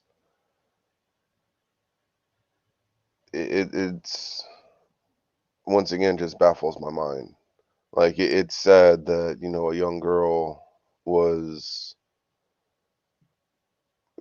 her life was taken. But to me, and the way I view life is, yes, they were fighting, but I wonder how it got as escalated as it did, And why did the parent, I don't know if it was the uncle, the father, or whoever, sitting there kicking the girl that's on the ground? Mm. The cop's sitting there, yelling, stand down, and he's still trying to continue to kick the young girl that, was pushed onto the ground. So, that to me shows what kind of role model she's had. And it's interesting that nobody's talking about the potential of, that kind of role model. So, like, there's so many perspectives because none of us were there. All we've heard is the people griping about the girl being shot. Mm-hmm. I don't think, or I haven't seen yet, anything talking about the girl, that wasn't taken out. Is she afraid to even speak out? Is she afraid to even say thank you to the cop for saving her life? Probably. Okay. Because she might be considered, I think the word's a narc or something like that, or at least when I was younger, that's what the word was. Mm-hmm. So, like, I don't get me wrong. I know that, I'm not black, so I can't speak for black community and all that. I understand that, and that's fine, honky dory. But I did grow up in poor class, and I've seen white people get shot just like what happened in those videos. My thing is one of the things me personally, I don't like making snap decisions as to her upbringing and what she was, because that was a moment where there was anger involved, and Right. we all have done things when we were angry that we may not be very pleased with, and has nothing to do with the way that our parents or family members or whoever it was that raised us. Anger has a way of taking you sometime places that you don't want to go, and Right. so that that I would never make a snap decision and say the upbringing was terrible. I would never do that. Well, Um, okay, then I'll rephrase the question. I'll rephrase something. mm-hmm, If it comes to find out that she also had poor upraising about respecting other human beings, no matter what, and all that kind of stuff, and do your best to be respectful of the laws and stuff. Don't put yourself in a situation that's going to cause you to get in trouble. mm-hmm. If she wasn't brought up that way, but she was brought up in that, fight, we're repressed, so on and so on. Does that make it any better? It has nothing to Now, do with it. my question is this: how do you correct it now she's dead?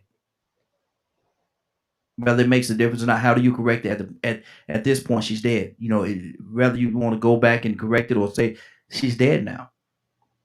She's dead. Tucson, talk to me. I'm sorry. I'm sorry. I'm sorry. I'm sorry. Wait.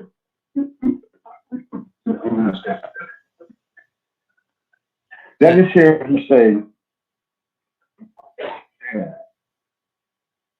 upbringing night? Say, Yeah, that's what I'm hearing. say it again now. Are you saying upbringing? That's what I'm hearing. Hey, I mean, you're breaking up, bro. I can barely make out what you're saying. You're breaking up on me. I say, are you saying that I just hear? I'm sorry to be rude. Are you saying that the upbringing, her background, caused her death? That's what I heard. No, No, that's not no, what I meant. no. He Okay.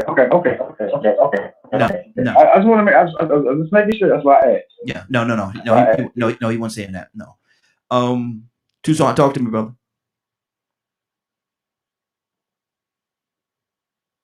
Donald, you there? Did we lose Donald? Tucson. No, I'm still here. I think that if we start from scratch, and because theirs is not if we're talking about, there's so many things that we're putting into this, but let me wait a minute. Let me see what direction I'm not trying to ignore anything, but why? I'm sorry to be kind of off track a little bit, because if we would have, they probably would have been doing what our topic was today. We wouldn't have been into it. Mm-hmm. Because sex is a medicine. We ain't got there yet, brother. We ain't got there yet. Just saying. No, but as far as the police are concerned, there's not a white and a black academy. Mm-hmm. We need to start at the foundation and start training our force to do something different than what they do over and over and over again. You know that you can shoot a person in the leg and stop them, or Mm-hmm. there's so much um, that you can do in a limited amount of time before you put a person on the force. Mm-hmm. So I don't know if he's a veteran. I don't know if he's been there for a year or so, but our police force and our community is separated. Mm-hmm. We separate them because some of them are black and some of them are white. Mm-hmm. You know, I've had some incidents that I would have rather been in the hands of somebody I don't know, because some of our black officers treat you just as bad as the white ones. Yeah. Mm-hmm. They sure do. That's They dog you out. and that's like the movie. I think it was Boys in the Hood, where they had the black officer that came to on the scene, and he was trying to ignite a situation. Troy, you House remember that movie? Negro. Yes, sir. Yes, ma'am. Yes, ma'am. Absolutely. There you go. Yeah. Leonard, talk to me, brother. What we talking about? That And same what- thing that we. Yes, sir. House Oh, Negro. Actually, until you said House Negro.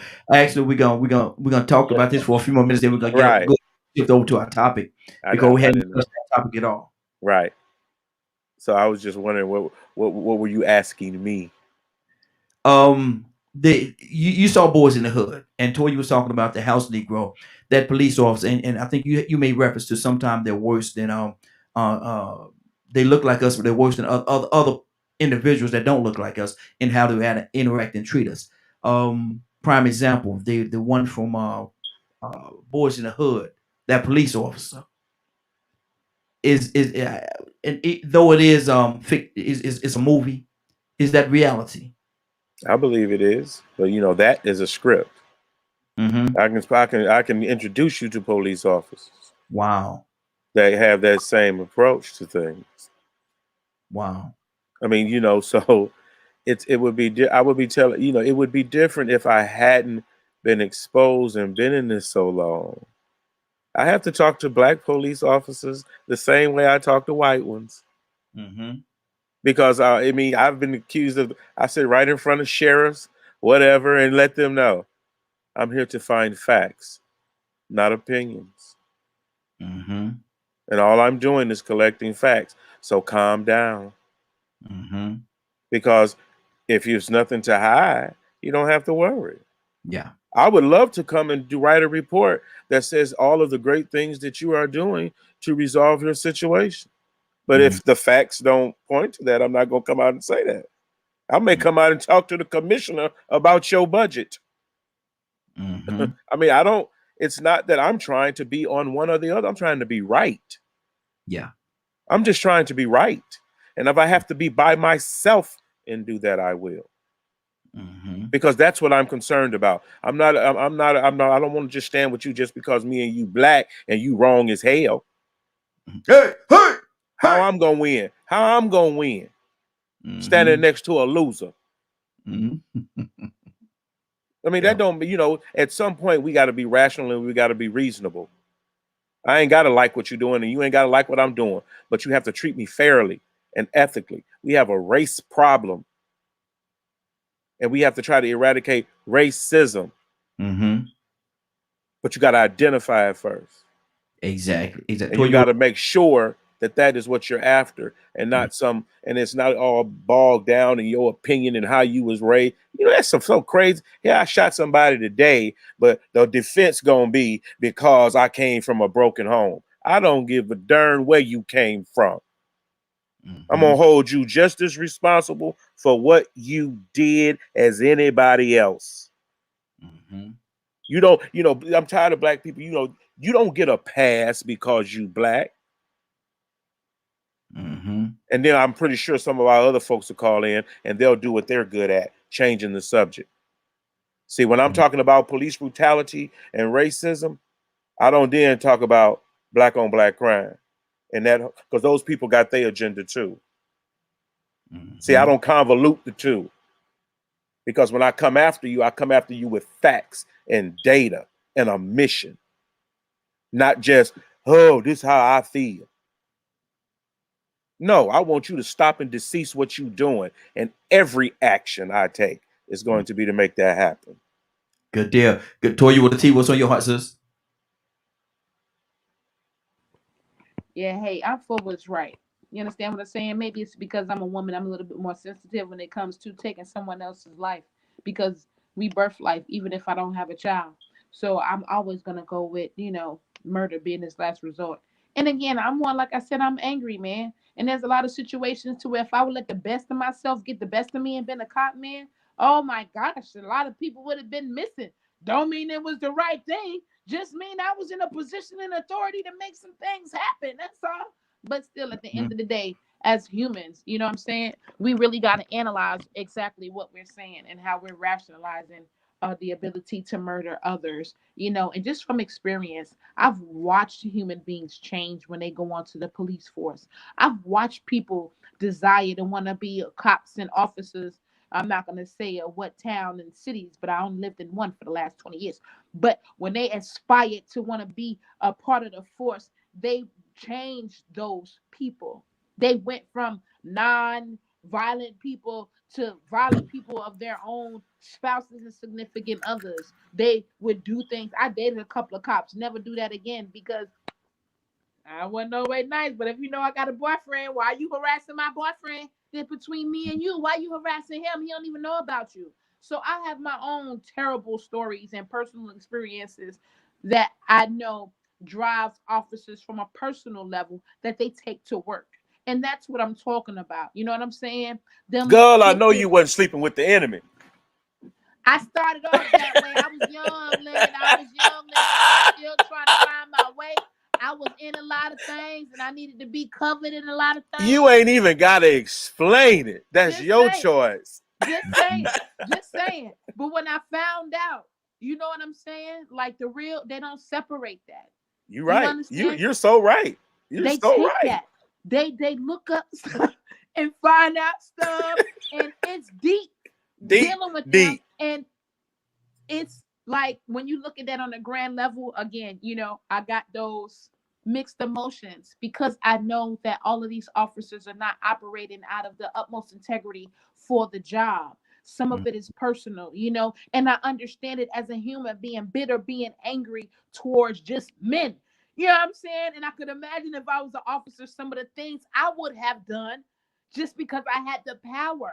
So with recognizing that, from a whole piece of pie, again, I only have to encourage that from the top, right?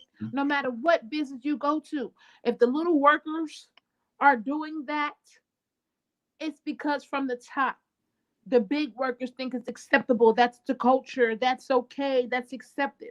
But I guarantee you, the same way as citizens, we're scared to do certain notions, you know what I'm saying, from law enforcement because of the accountability that we're going to face, is the same way to where if these officers know that they're going to be held to the highest level of accountability when it comes to murdering a life themselves. We're not talking about a criminal murdering a life because we hired you to stop the criminals. If you're going to do the same thing they doing, what we need to hire you for. So if they had and were held to a higher regard, I believe, when it comes to murdering and brutality against human beings, COs, military too, then I think that we would probably think twice. And again, this is not just something, because see, when you roll it out in the rollout to the officers, if they're chiefs, if they're commissioners, if the higher ups aren't along with it, it's going to be a laughing stock joke, just like any other corporation that you send something into. Oh, we just had to do this because it's policy. We had to get y'all to sign this and go through the training. And in the meantime, like, yeah, all right, we're gonna do what we want to do to these ninjas. You understand what I'm saying? So Mm. this is really a time that we first look at our policies and make sure that they are in place to be upheld, to help people, hold people accountable, and have the accountability system. But then it takes for us as the humans that are in these positions to hold these people accountable when it comes to these type of things, and like we say, make sure it's not acceptable so we can stop it right where it stands before it get out of control. Good deal. Good deal. Now we ready to go to our topic for today. We're gonna switch gears and go to our topic for today. And the topic for the day is this: sex isn't medicine, or is it? Sex isn't medicine, or is it? A lot of times, and the reason why this topic, a lot of time people be in different situations, and they try to use sex to try to pull them out of all kind of different situations that they're in. They get in trouble. They want to throw some sex at you. Things happen. They want to throw some. The go to is sex, and people use that to try to manipulate and do the things that they want to do to obtain the things they want to obtain. Donald Toussaint, sex is not medicine, or is it? What do you say to that? Well, it's surprising that it's a stress relief. I know that much. And matter of fact, it's amazing how people, when they get, let me use for example, they put people in Gosha. Mm-hmm. And if I got it wrong, y'all correct me. Mm-hmm. 70. And before you know it, the people said that we got to do something about these people. We are pressing them. And the more, okay, we got to do something about these people because they're multiplying. And if our enemies, they join in with our enemies, and I'm paraphrasing, we're going to have a problem. Mm-hmm. And so they start oppressing them. And the more they oppress them, they multiply. Why is it that instead of them saying, okay, we don't need to be, we need to calm down, honey, you know, but they kept having babies. Mm-hmm. So it must have been, I don't know, but I tell you what, please don't tell me you got a headache tonight. And when I said the topic, it doggone Leonard, but Leonard something else. Talking about I needs my medicine. Sex isn't medicine, or is it? Sex isn't Leonard. Sex isn't medicine, or is it? Well, yes, it is. For some things, it really is. Mm-hmm. You know, it's a great stress reliever, as my man Donald said. You know, it's funny. It's really funny to me. You know, when people about people's views about sex and everything. Mm-hmm. And it's so funny because when you said, I'm crazy anyway. So when you said, it's sex medicine, I don't know about that, but it'll show bring your sugar down. It's just one way on back. Call it sugar. He ain't call it diabetes. Sugar. I'm being ridiculous, but yeah, man, and it's strange because I don't know about you, but sex does calm you down. You don't want to hurt nobody when you're having sex, really, do you? Well. See, move on. Don't even stop. Okay, because when you say well, that means you want me to go further, and you know how I can be. Okay, hold on. We'll stay right there. We'll stay right there. Badger, what do you say? Sex isn't medicine, or is it? I mean, sex isn't. Huh? If you look at the science of it, absolutely.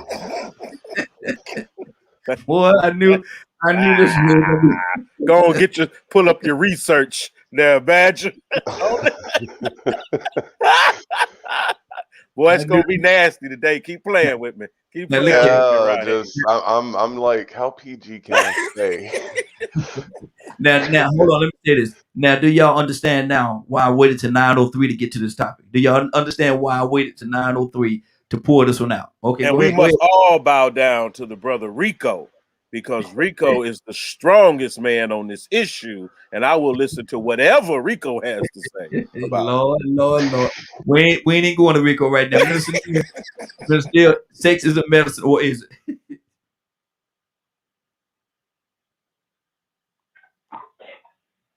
Depend on the person, brother. Huh? Depend on the person. I said depend on the person, brother. Depend on the person. You know, some people use it for financial gain. Some people use it for power. It depends on the person, brother. Mm-hmm. Yeah. Depend on the person. Yeah, and you're right. And some people do use it for power. Some people use it absolutely for power. Toy, you want to talk to me? Sex is a medicine, or is it? Not for me. Not for me. I mean, I think women process it differently than men, and then all men process it differently. I think that from my experience, sex is a weakness. But I done heard guys, you can pay me with something else. Nah, I don't want to pay you with nothing else. That's why I asked you how much you gonna charge me to move you. If I wanted to pay you with something else, I would have came this way talking about, yo, what's up? I got a little something for you. Want to go ahead and help me move? You know what I'm saying?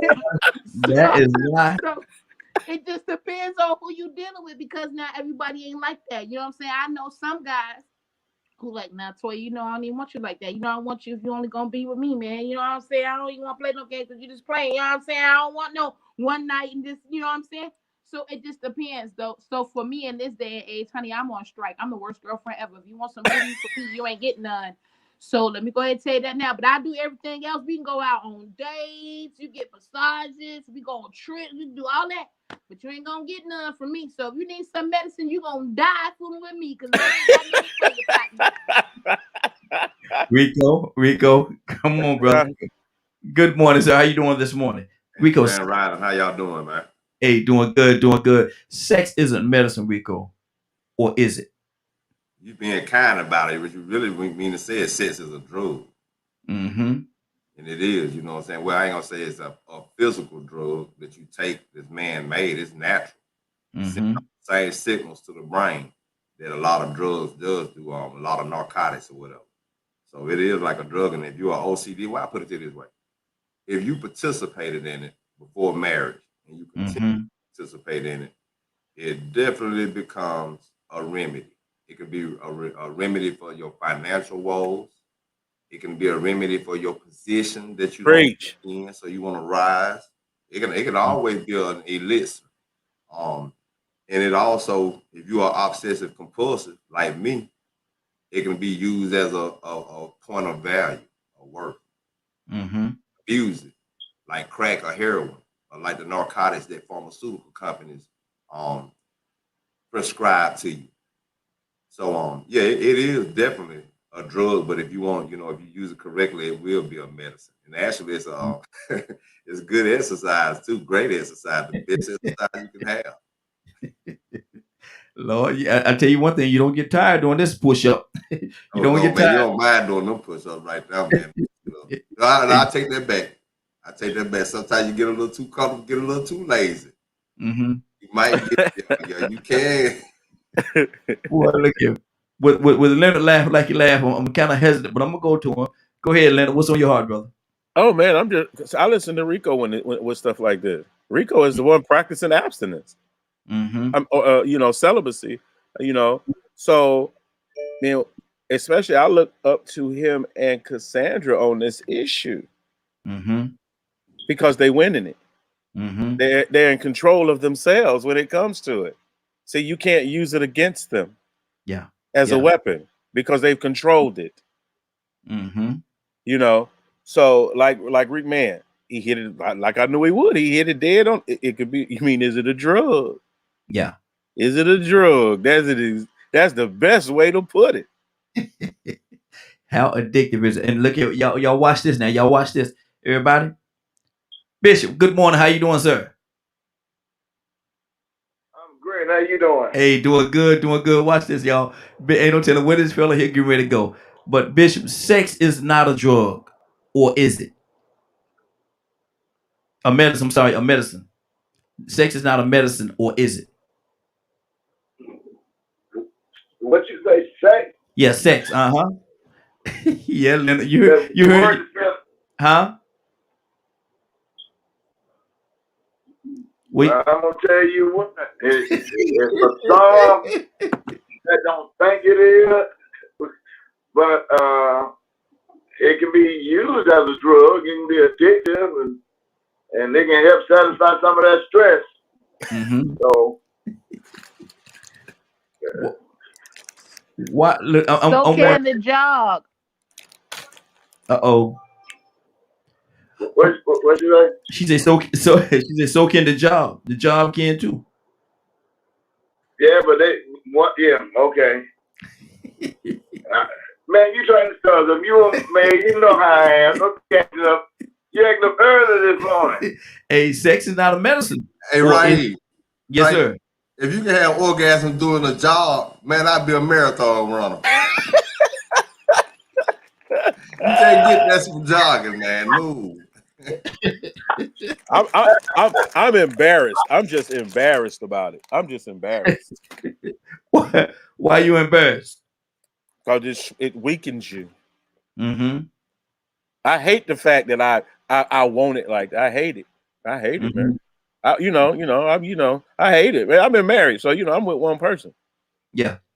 Mm-hmm. You know, but that don't change the dosage. You know what I'm saying? So you still want your prescription. You still want your. I'm gonna be a dead old dirty man. I'm gonna tell you that. You know what I'm saying? But that's why I have to be married. Mm-hmm. Because when I'm not married, I'm a whore. I don't have no physical restraint. It is ridiculous. Mm-hmm. The more it is presented to me, I can't never say I don't want no more. Mm-hmm. That when you're trying to get on the path that I am, that's difficult, man. That's why I have to be married. That's why this is prescribed for me in marriage. Yeah. Because just think about it. I'll be running from dealer to dealer. Mm-hmm. I'm gonna get a bad hit somewhere, huh, Toya? Somebody gonna give me a bad hit eventually. I'm gonna get a bad hit. Yes, ma'am. Yes, ma'am. Yes, ma'am. Yes, ma'am. Thank God for Jesus. Thank God for Jesus. Thank God for Jesus. That's all I got to say. Thank you. That's what you need in your life. Now, I'm trying to get on that prescription right then.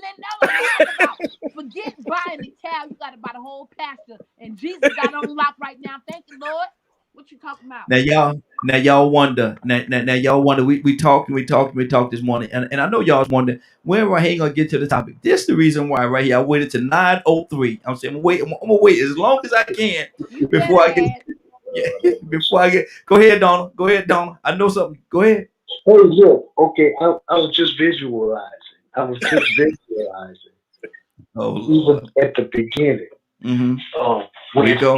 When watch him, Rico. Sin had already touched the face of the land. And the remedy or the ease for our predicament, the Lord said, thank you, Jesus. Mm-hmm. Multiply and replenish the earth. Yes, indeed. Preach. You know what I'm saying? Look at the sinful nature of man. We had been disobedient to God. And for your penalty, you're going to bear children. And you're going to your God. But in the midst of it all, somebody say hallelujah. Hey, bring it home, Pastor. Bring it home. Bring it home. Be fruitful and multiply and replenish the earth. Lord. Maybe you won't be fighting as much. Maybe you won't be cutting up. I ain't never seen nobody fight doing sex. I'm just telling you. Look, you talking about being mad? I'm talking about in a marriage. Let the argument start and say, well, honey, I know we upset, but You look so sexy to me right now. Stay in trouble. That's why y'all. I was guaranteed we'll be happy in the moment. That's why y'all stay in trouble. Because I tell you what, wait a minute. I tell you what, if you got a sleeping problem, it's what you sleep. That's why y'all stay in trouble. That's the second reason why. That's the second reason why y'all stay in trouble. But I'm gonna leave that alone because y'all ain't get it then, and y'all not gonna get it now. And I'm not gonna be going back and forth with that y'all. That's why y'all stay in trouble. Look here, be like, baby, I know we arguing. I know you mad at me right now, but girl, you look so good right now. You look so good to me, girl. I got a song for you. Want me to sing it? Here you go. Minister Neil, talk to me, brother. Bring us back around, brother. Bring us back. Oh, Minister Neil hung up. He hung up the phone on the bishop. Talk to me, sir. Man, y'all are off the chain, but I have to agree 100% with my man Tucson. Mm-hmm. Boy, I can't sleep, man. I know what the deal is, baby.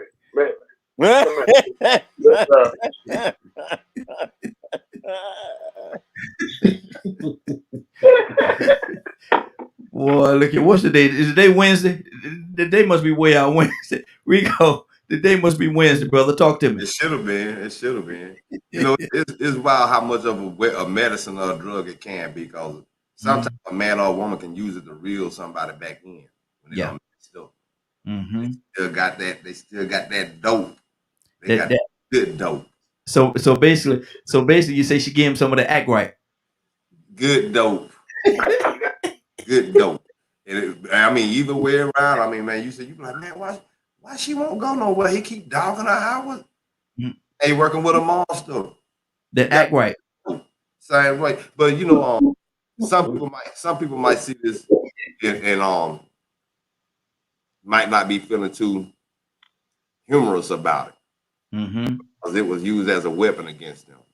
Yeah. Some children, you know what I'm saying? So that really goes to show you how much power it has. I said earlier, it's a hard fight. It's a hard fight, man. I've had, you know, what Leonard said that about them bad hits. Mm-hmm. You know, OD'd a couple times, ain't you? I had a couple of them. I had to be resuscitated. I had to get some real medicine. Lord, man, it ain't nothing nice. It ain't nothing nice. And then on top of that, I'm gonna tell you even worse. I had situations in the past where, you know, people tried to kill me. When I sit back and think about how it all got started, it all mainly started from sex. Mm-hmm. And somebody not had sex with somebody, all these other people when they started getting mad at the other one for having sex with each other. They shouldn't have been having sex. You get what I'm saying? Had I not been thinking or having the urge to go out here and grab somebody else's woman, I wouldn't have so many people mad at little old Rico to the point where they need to set me up and try to kill me and leave me in the woods. I've not been feeling like King Dingaling. Mm-hmm. So sometimes we get in our emotion, you know what I'm saying? I mean, it's not a physical drug, but it's an emotional drug. It's an emotional release. It makes you feel like somebody on the inside. Ain't nothing like going in there, putting a woman to sleep and standing in the mirror, drinking that Kool-Aid, watching that sweat run up on the man. You know what I'm saying? But sometimes you done did the man thing to the wrong person. You know what I'm saying? So that's what I think about the consequences. I don't suffer a lot of losses behind sex. You know what I'm saying? And it showed me it was my fault for abusing it, misusing it. Mm-hmm. So I want to make sure I put that out there, because it's good and fun, but in the fun, when Leonard said bad hits, I was like, but no more. I remember that. Mm-hmm. That was not fun. When they say it feel like you peeing razor blades, oh my God. Can you imagine it hurting so bad to the point where you just hit the ground laying down, screaming? Don't want it to come out, but it need to come out. Yeah. You do some damage to yourself out here trying to have a little fun. You know, you ran into I tell you what, we better respect sex. That's why I'm in what I'm doing. It took me 30 years to start respecting it more and stop crossing some of the lines that I know I shouldn't cross, moral lines. Exactly. And you don't want to run into no bad one. Oh, they make them bad ones too. Ooh, Badger, Badger, what's on your heart, brother? Talk to me. Well, I was listening to stuff, and it it's not necessary, in my opinion, because if you can learn to be happy, especially happy with a spouse, Mm-hmm. without need, I'm going to use the word need. Mm-hmm. It gives a whole different level of relationship, in my opinion. Mm-hmm. Now, go ahead. I was gonna say need and want. Because do we really need it? I don't know, but do we all want it? Yeah, we do. Do we all need it? I'm Now, not gonna say we all need it. I'm not gonna say we all need it, but that want thing, I guarantee you, majority of the people want it. as far as them, Mm-hmm. Go ahead. as far as talking about like a stress reliever and everything, and releasing those endorphins and all that, Yeah. oh man, howdy. um, what, like in my situation, I can't do as much as I wish I could. Mm-hmm. So what? It's not a it's not a need, Mm-hmm. Mm-hmm. but it is very when we when the kids are when the kids go to bed within time and we're not tired, um, you can expect something to very possibly happen. Mm-hmm. That But won't overpower the need that won't about to kick in here. Look here, we about to get to that won't thing. Look at here, girl. Look at here. Let me tell you something. Tap that little tap on that old shoulder. Toya, talk to me. So I'm a girl, and Mm-hmm. we not as excited No. about it as y'all. What? Right? I mean, it's No. good. Don't get me wrong. Yeah, but on a lot of circumstances, as women, y'all hype about it a lot more than us, and there'll be a lot of things that we don't even be fulfilled in, where we can't even get into it like that. But a lot of us feel like it's our duty. That's what we're supposed to do, because when we're a woman, that's what we're supposed to do as your wife. But it's a lot of things that we put up with. Sometimes we ain't that excited, but you can't tell when we are. When we got our sexy little thing on, that's how you know what? You know we finna hit you up. What? You come home, she got that little thing there, you're like, oh yeah, you don't even think about it. But if you think about it, yeah, she finna hit you up. But you so wrapped up and trapped up in her head, oh yeah, I'm finna get me some. Oh man. Yeah, I want a new car. Yeah, okay, no problem. What else you want? I want this. Oh yeah, okay, no problem. What else you want? It's a self-control thing. You know what I'm Mm-hmm. saying? Because some people do get in trouble. I know it's a good thing, and for us it is too. But I think the maturity is where we come in at with it. Not to say again that we don't love it, don't love y'all, don't love the action. But I think, as women on a whole, and this is probably nothing that, as a woman, I can't tell my man, but I can tell like my brother, if you want to know how you really feel, like, boy, please. It ain't Mm-hmm. even that serious. Why you acting all hype? And if it comes to us, call some shots and stuff and things, and you better be marrying somebody, honey, because it's really not that serious. And I think men take it y'all take it a whole different level than women do. But we understand that it's a very important part of a relationship. It's something that we must do if we're gonna be your girlfriend. But I think that, we disrespect it. All of us, women too. I have a whole different outlook now, that if you're a man and you're coming to ask me to have sex before you get married, we're gonna have problems. You got you know what I'm saying? I'm on this whole God level thing now, to where you breaking one of the first commandments on having all of me. That's everything to me, is laying down with you.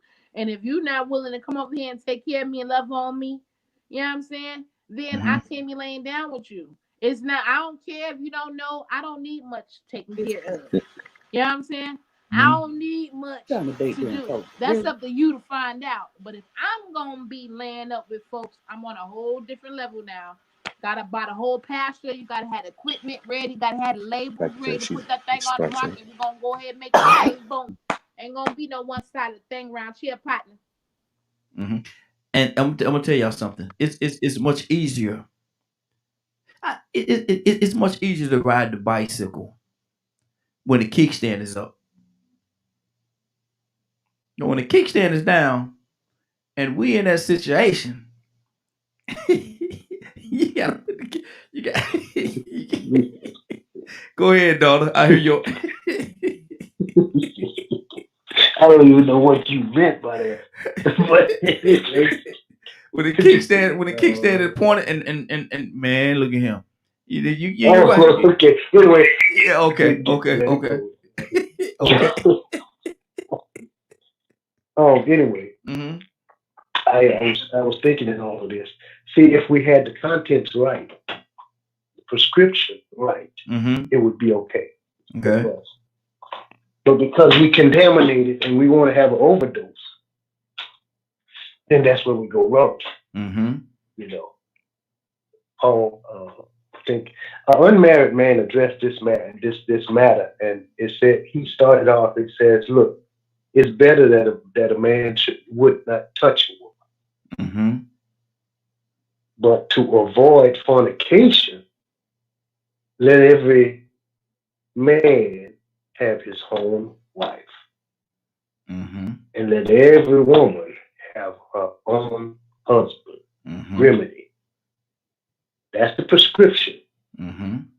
for it. Because Preach. is I'd be better off if I leave the women alone. Just let them do it. Because if a woman does not have a desire for a man, and a man does not have a desire for a woman, they could have a better relationship with God. Mm-hmm. Because it's just that tight relationship. You ever saw a person that really focused on the service of the Lord and not studying no man? I think there was one. I don't know if it was Hannah or somebody. Mm-hmm. Somebody. They just focused on that. Mm-hmm. But then there are those of us, sir, right? Mm-hmm. Bishop, and you, Raheem. Yes, sir. It's just something. If you don't get into a marital situation, you're gonna be in trouble. Gonna be in trouble. Yes, sir. Mm-hmm. You're gonna be burning with desire. Mm-hmm. So the medicine is get your own wife. Yeah. Yeah. That's good. That's good. And then you happy. Mm-hmm. Happy. As long as she happy. Mm-hmm. Because if she ain't happy, you got a problem. You ain't gonna be happy. You got a problem. Houston, we got a problem. Telling you, she'll make you go to the grocery store when you don't want to. Mm-hmm. Make you come home what early. Kind of car you want make you stay out all night long. Love and happiness. That's probably the best you've ever sounded, Raheem, when you did the little guitar part right there. You ought to just make an album of that right there. You doing that?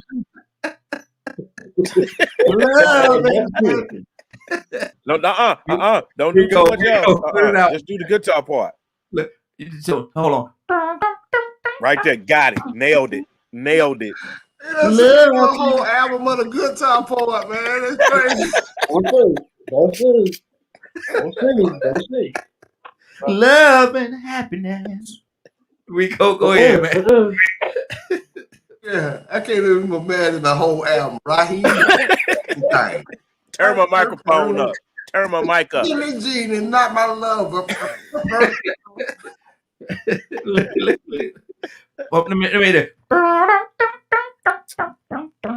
What? That's right there. Don't do no more. Rico, man. Rico, you having too much fun this morning, boy. Look at Bishop. Talk to me, Bishop. What's going on? What's on your heart, brother? Rico can't talk right now, man. Man, you off the chain, boy. You are off the chain. I just gotta give it. But you know what? And now Donald is speaking the truth. He gave us Bible, scripture, chapter and verse, so to speak, and he just hewed it straight to the line. Mm-hmm. And what he says is right. Then he turned around and said, "Man and woman mess around, make you go to the grocery store." Yes, sir. In the middle of the night. where it's snowing. Mm-hmm. If you do it right, she do it right. Or if you want it. Yeah. But I was thinking about Leonard and his addiction with it. And for some reason, this sound comes to my mind. Woo, woo, woo.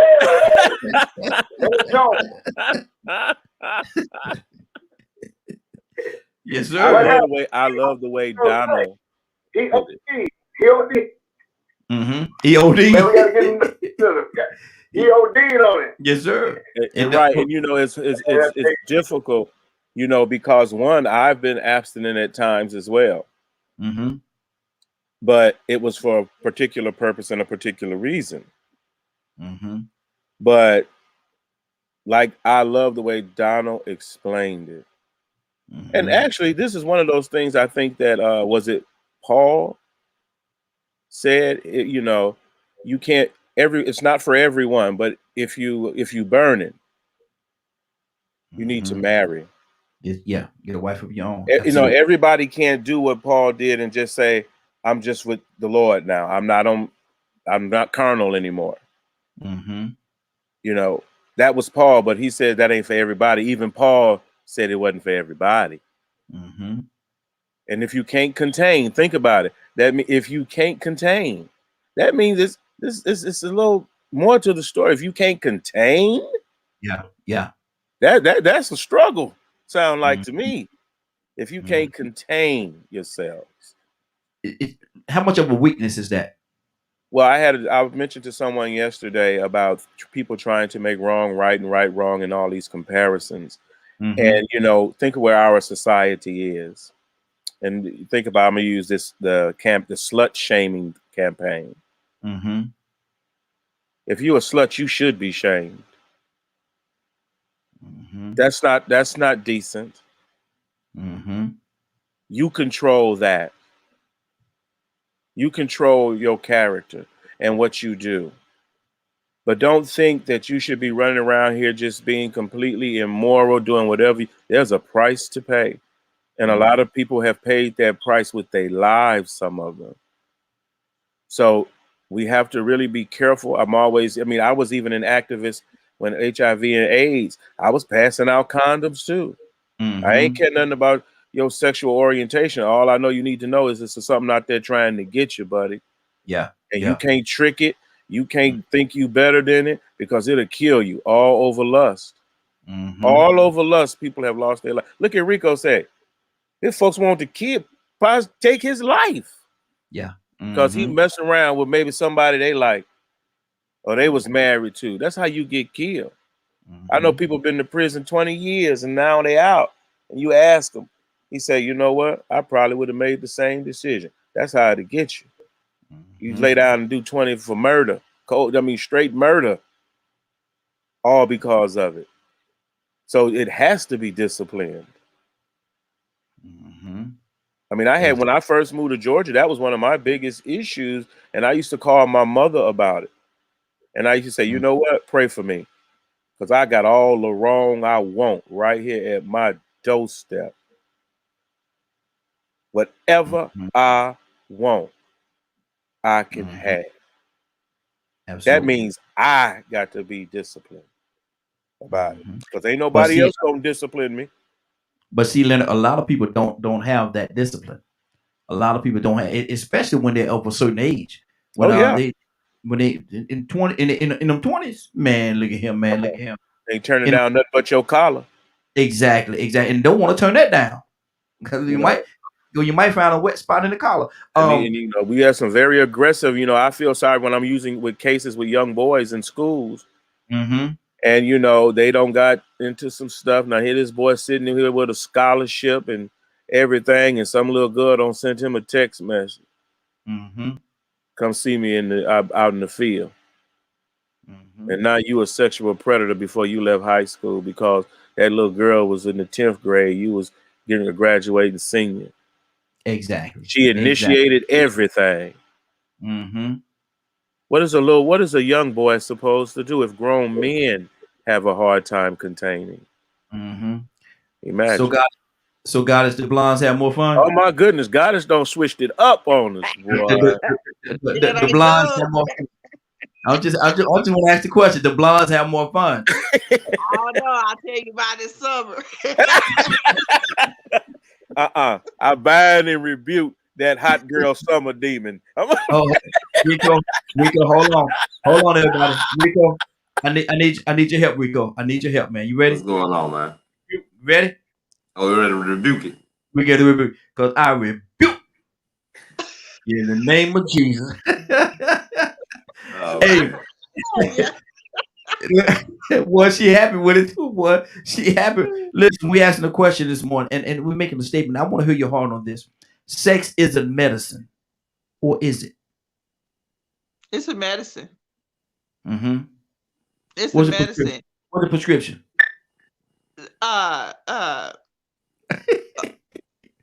One good time is just fine. Or somebody that you get married to, and because I was married for 15 years straight, and before my husband passed away. And even if we argue, even if we get into it, it wasn't like making up. That sometimes makeup was the bomb. Sometimes people have arguments just to make up, just to have that makeup. Right. I'm gonna be mad today. What's wrong with you? Don't worry about what's wrong with me. What's wrong with you? And then in the argument pursue, and then they say, but dang God, you look good though. Come here. Come over here and taste. And then what? Oh, see now you really done went there. Look at on some prescription bottles they say take it 3 times a day. Right. Yeah. And 3 times a day. think it relaxes you. It relaxes you. And then it takes the stress away. Whatever you're going through at that particular moment, it takes that stress away. And you got that, you're making that uniting bond even closer. Baby, what was we arguing about? I don't know either. I ain't got no idea. Badger, what's on your heart, brother? Man, just come on. I don't even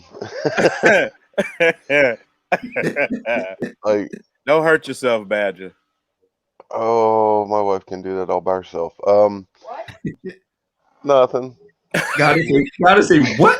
Now, don't mess around and get on punishment fooling with Raheem. Come on, Badger. Talk to it's the Morning Glow. Wait, what? I said this the Morning Glow. Talk to us. Oh, that can be dangerous though. I guess it boils down to the individual people as far as that goes, because like for me, I wasn't really big into it. The only, it was more of just doing what the woman wanted. So I'm more used to like women being sex driven and all that stuff, while me on the other hand, I'm kind of like, And then I met my wife, and everything changed. You better say it like that. Oh no, I very much mean I it. believe because that. I became addicted at that point. Uh-oh. What do you say? Take your medicine 3 times a day and call me in the morning. My body You could can handle take it. it as Absolutely. needed. Extended release. Lord. Let it go ahead and talk to me, brother. I like the way Badger put it, because as you can see, it's different for different people. Yeah. But it's horrible what we have done to this, and how it's used and how it's always been used. The best thing about, for me, and my situation is, other women don't faze me. You can do whatever you want to do. Guess what? I ain't got to play that game with you because I don't want nothing from you. Yeah. You can come in here butt naked. I'll fire you anyway. I don't care. A woman can't use that against me, Exactly. because I'm not likely to fall for it. I'm just not, even when especially having worked in female dominated workplaces and things like that. I'm not like you gonna know I'm married. you're gonna know I don't roll like that. If you in my company personally and you try me, you gonna go tell somebody else he don't roll like that. Exactly. You know, Rico, let me ask you this question, Rico. Say you're a married man, been married for 10 years. Now, who is outside of the woman that you marry? Who is the most beautiful woman that you could think of right now? I mean, oh man, that'd be a hard question for me to answer because I ain't never been married and I ain't never had no urge to be married. So it's a lot of women to me. It'd just be hard for me to say. I mean, yeah, I mean, man. Throw a name out there. Who do you think is the absolutely beautiful woman? It's too many beautiful women out there. The next one. Tell them the next one. Just to say one, I mean, because I'm always see one of them like, oh wow, she's exotic. Thank you. You know. Yeah. So I mean, I can't say that. You know, I know I'm thinking about what Dawn said earlier, and that I realized when I got older, as I started going through stuff, even though I was sort of, logical enough when I was younger to understand the process, I understood more why it was passed down not only as a practice from our elders, but through religion and so many other texts that you were supposed to wait till you were married. I found out the reason why after I started experiencing that urge, to want to have it more and more. I'm like, man, you can get addicted to this, So I realized if a woman or a man only experienced that with each other, then they would probably only be used to having that joy. It would always be an exciting moment between them. But when you start just misusing it and do it randomly, you have a tendency to be, well, I'm gonna say a opportunity to become an addict. When I was living in Florida, I was riding one night on my way to do something. I ain't gonna never forget this. I was on my way to go handle some business. On this light, it was like 10 o'clock, maybe 11 o'clock. The talk show host on the radio station down there was talking about, I think it was they was talking about sexual addiction. And they ran down all the different questions that you should answer that would determine whether or not you was a sex addict. And I was just sitting there listening. I was like, well, a sex addict, man, they probably somebody that rape people and they can't, they use brushes and everything. I'm like, man, I started listening to some of them questions and I couldn't say no. It was like yes on all of them. I was like, man. And so I started thinking back a little bit more and I was like, yeah, you know what? I'm in the process now. When I first went down to Florida, man, you think women could come in the neighborhood and be new booted? A man could come to town and be new booted too. Yeah. Man, and I went right back 33 years old, acting 18. Just out there. Boom. Here I am. Come get me. I am, y'all. And it was a lot of consequence behind that. You know what I'm saying? But that's when you realize then how weak you can be. Because I fight it. This ain't my first time fighting it. I fought it before. And just as soon as I think I'm ready, I remember I went to work at a chicken plant one time. I held back. Because I knew the minute I did it one time, I was gonna get the rest of the women some too. And the minute I did that, other men started disliking me. Other women started liking me. My name got hot. Before you know it, somebody come up there want to kill me. Why? Because I want to try her sister too. See, I didn't know how to draw the line. Get started. So it could be a problem if you misuse it. You need to be introduced to it properly and need to understand really and truly how important it is for you to have some morals when it comes to it. Exactly. Bishop, what's on your heart? What are you hearing, Bishop? Well, I'm hearing a lot about life, relationships, issues, and I just love the story, man. It's good that you had to, for some reason, bring this particular topic up and discuss the reality of what is. And both Donald and Leonard, as they were, referring to some of the things the scripture said, I'm going to piggyback on what Leonard said when Paul began to talk about it, because we know when God created man, he made a woman. And the woman was there to help the man, to satisfy not only his intellectual, as you said in one of our topics, needs, but his physical needs. And so we don't discount women, but we talk about there is an urge that lies within men and women as well to satisfy that flesh, to satisfy their physical part. And what Paul was talking about is better to marry than to burn, to avoid fornication, that every man have his own wife, every woman own husband. Because they're going to be burning. They're going to have that need. And once that need is satisfied, then they're good to go. Mm-hmm. But I'm just still thinking in my mind how Leonard and the ambulance coming.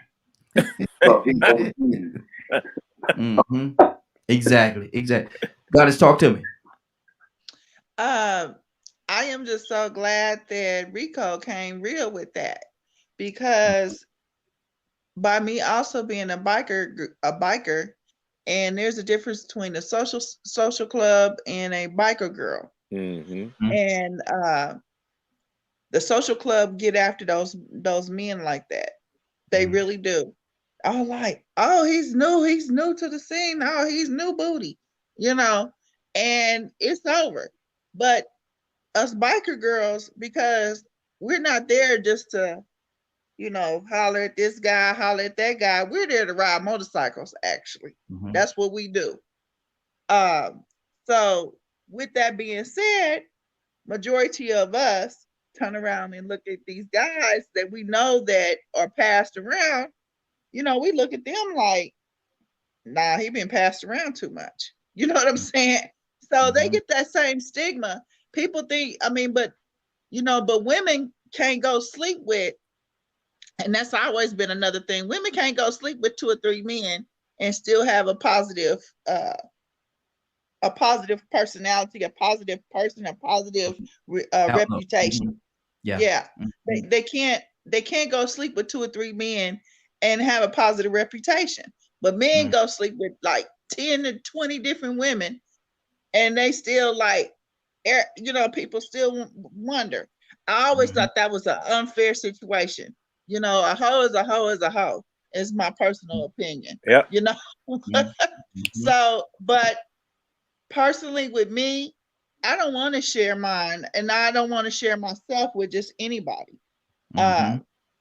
So me and my cookies stay wrapped up, because my cookies are too good, and I can't share them with everybody. On some milk and cookies. You want some milk and cookies? Hey, yeah. Tucson, talk to me, Tucson.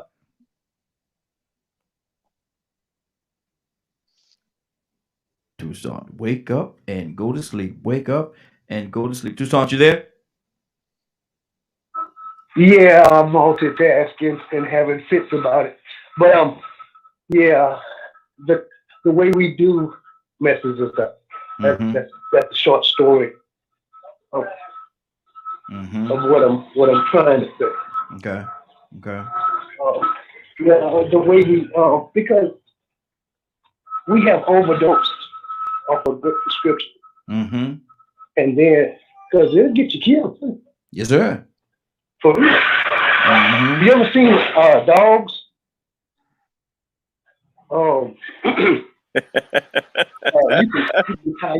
You can tie your dog up. And before you know it, she across town. Yeah. And 5 other feral dogs following her around. So sometimes we act like dogs. Exactly. I don't know. Want to hunt y'all over town. Good conversation. But I wanted to say something about those that see it as a torment because it's been so I don't know how you can say it, because you got some people with warped minds.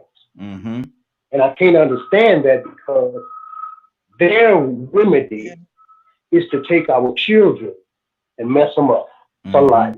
You know what I mean? These sick-minded folks that take our. I didn't mean to go there. Yeah. I understand what you're saying. You know what I mean? Yeah. But it's so much of a fix for some that they're willing to go to the extreme of satisfying their needs. Right. Let me ask this question right here, and Rico, I'm gonna pose this question to you, brother. How many people do you think, and this is just your answer, um, if they could go back and undo the first time that they engaged in a sexual activity, would go back and undo it? I believe everybody would, Mm. unless they're probably with the same person that they had sex with the first time. You know, some people Mhm. did Yeah. sex the first time with the person they got married to, and they're still together. And I think that's Mhm. awesome. Man, Mhm. to me, man. Oh man, that would be almost like hitting the lottery. That would be like a fairy tale for me to be able to say that that's what I did. And I'm coming from Mhm. a man's point of view. Mhm. So awesome to say that I slept with the same one person my entire life. That would also be true love. You don't find Mhm. love if Absolutely. you did that.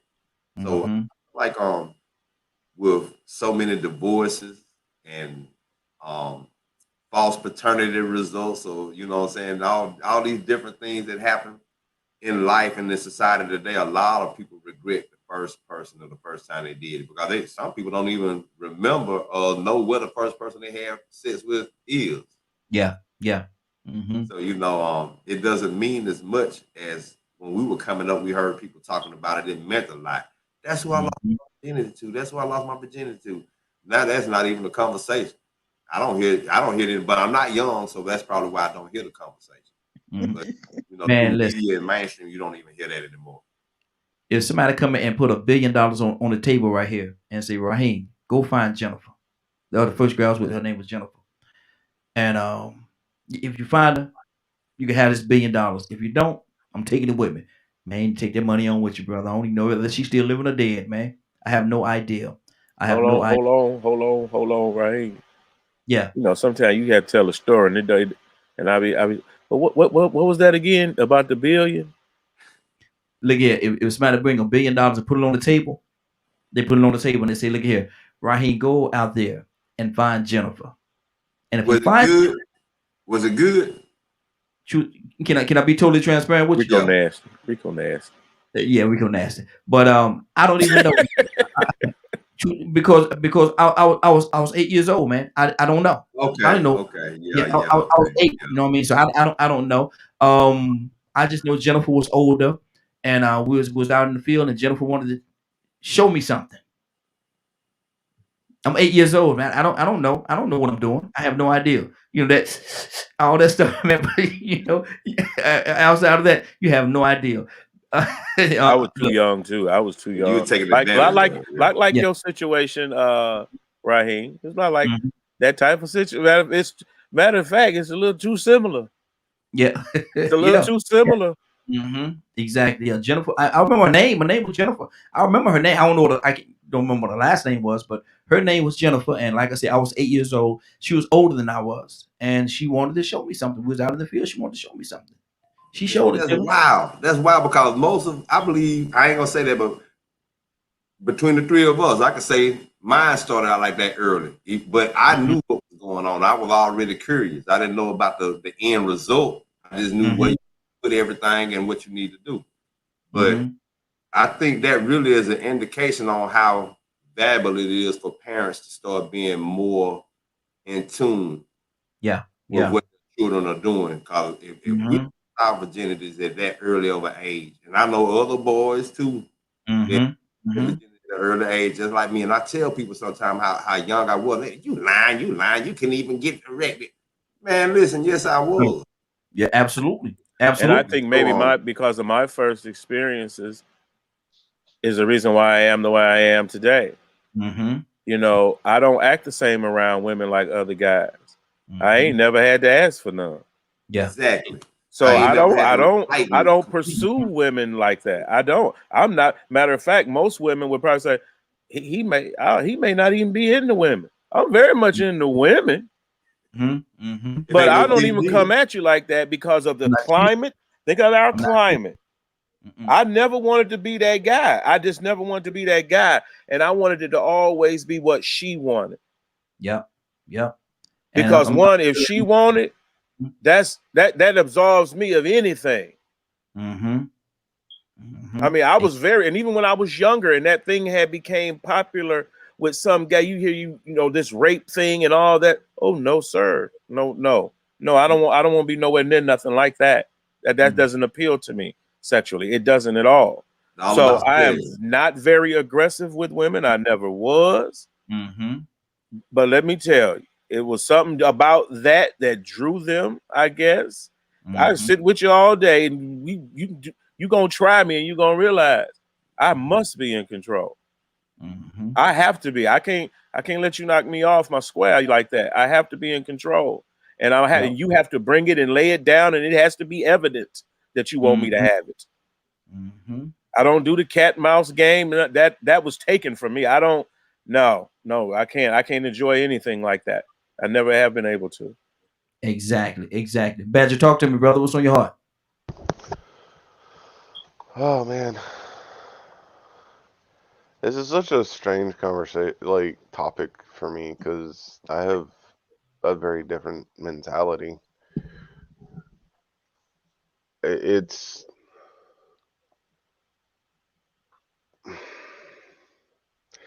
now that one topic, the one of the big words I heard was the RAPE word. Because I had a psychologist bring up to me that due to the trauma that I grew up with, the fact that I would just say yes even if I my mind was saying no, like I didn't want no part of it. But the thought process of me saying I have to because it's what they want is very borderline of that 4-letter word. Which is something I never thought about. So it always made me wonder how many people are doing that and not realizing that it's causing trauma to themselves because it's something that's not talked about, because people think it's, if you're not doing it, you're not accepted. Yeah. And see that there's so many different layers on even that. In some situations, man, let me tell y'all something. If you run into a young lady and you're just not really into her like that, and she offer it to you, and you turn her down, man, that's to her, that's the worst thing you could ever do in life. She might put out there and put you talking about you're gay and you this and you that. No, I'm just not into you. As a matter of fact, your sister, I like your sister. Send your sister over here. I'll show you how gay I am. Sit over here. But God why is that? Why do some women do that? Is it just the rejection part of it, or what is it? I don't know. I couldn't answer that one. I just say some women that they don't value themselves. That's a key factor. You don't value who you are, and they don't realize that it's called soul ties, and who you lay down with, you woke up with all their different spirits that they didn't lay down with, and it goes with you. It took me 50 some years to realize that, but I realized it. I totally get it. Whether if you slept with this man and you turn around and slept with this other man, and this man right here has some gay tendencies, eventually you're gonna end up having it. Or if it's a lot of different things about them spirits that come in, and every time you lay with that person, you lay with everybody they've been being with. And a lot of people don't realize that and understand that. And a lot of women, when they try to put themselves on men, because me and my daughter sit here and talk here today, and she got some friends. She said, "Mama, boy, let her." They're actually white friends. She said, "Let a black man come through." She didn't forgot and lost all kind of friendship with you because they so in tune. They so in tune to want to be somebody's, man, instead of being a whole person themselves. And it's a lot of women that's out here like that. Like I can't be friends with women like that. I personally can't. Even when I was married, I would want to be have friends that were also married. But I want a woman to also be able to be independent as well. Exactly. That's good. Cassandra, good morning, young lady. How you doing this morning? Good morning. I'm well. Good day. Cassandra, we're asking a question this morning. We're making a comment, and I want to hear your heart on it. Sex isn't marriage. Sex isn't medicine. I'm talking about marriage. Sex isn't medicine, or is it? What do you say to that? Well, it's a medicine to a whole lot of women, but and men. But it isn't. It feels like it's for the moment, and like I said, just for a few moments, because you get that whatever release you feel like you need to have. But the bottom line is the implications of it is I always do it from a spiritual perspective, and the person that was just talking, they hit it on the head. People don't realize that there's a transference of spirit, and for everybody that you sleep with, you take a part of that person with you, and that is why a lot of times men and women become obsessed with the person. It's not that the sex was just 150%. It's that you have placed your spirit in that person's hand, and you knit it. You start being knitted with that person, and you don't want to let go. So then you become obsessive and possessive, and it's a problem. So no, sex is not a medicine, even though it feels like it is to some people. If you married, it could be a medicine all day long. Take as many doses as you need. Exactly.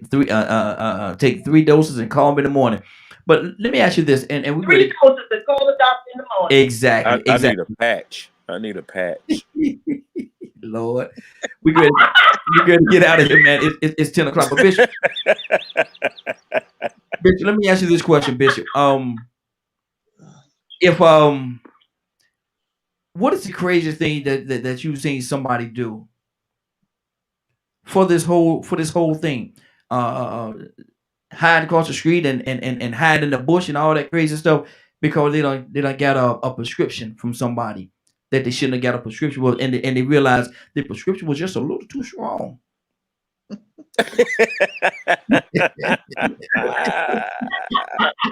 I'm trying to be clean. I can't answer that, my brother. I can't answer that one. That prescription was just a little too strong for that one right there. That can't have. Now he over there hiding in the bushes, waiting with that war paint on his face and waiting on her to come outside. Come on, ambush. That's around there and be doing time. Keep fooling around with them kind of women. You got to tell you got to put some cut on that. You're gonna have to put some cut on that. You passing that out, you getting people killed out here. Don't do that. Exactly. Yeah, like they tell them, don't take the whole Viagra, just cut it in 4.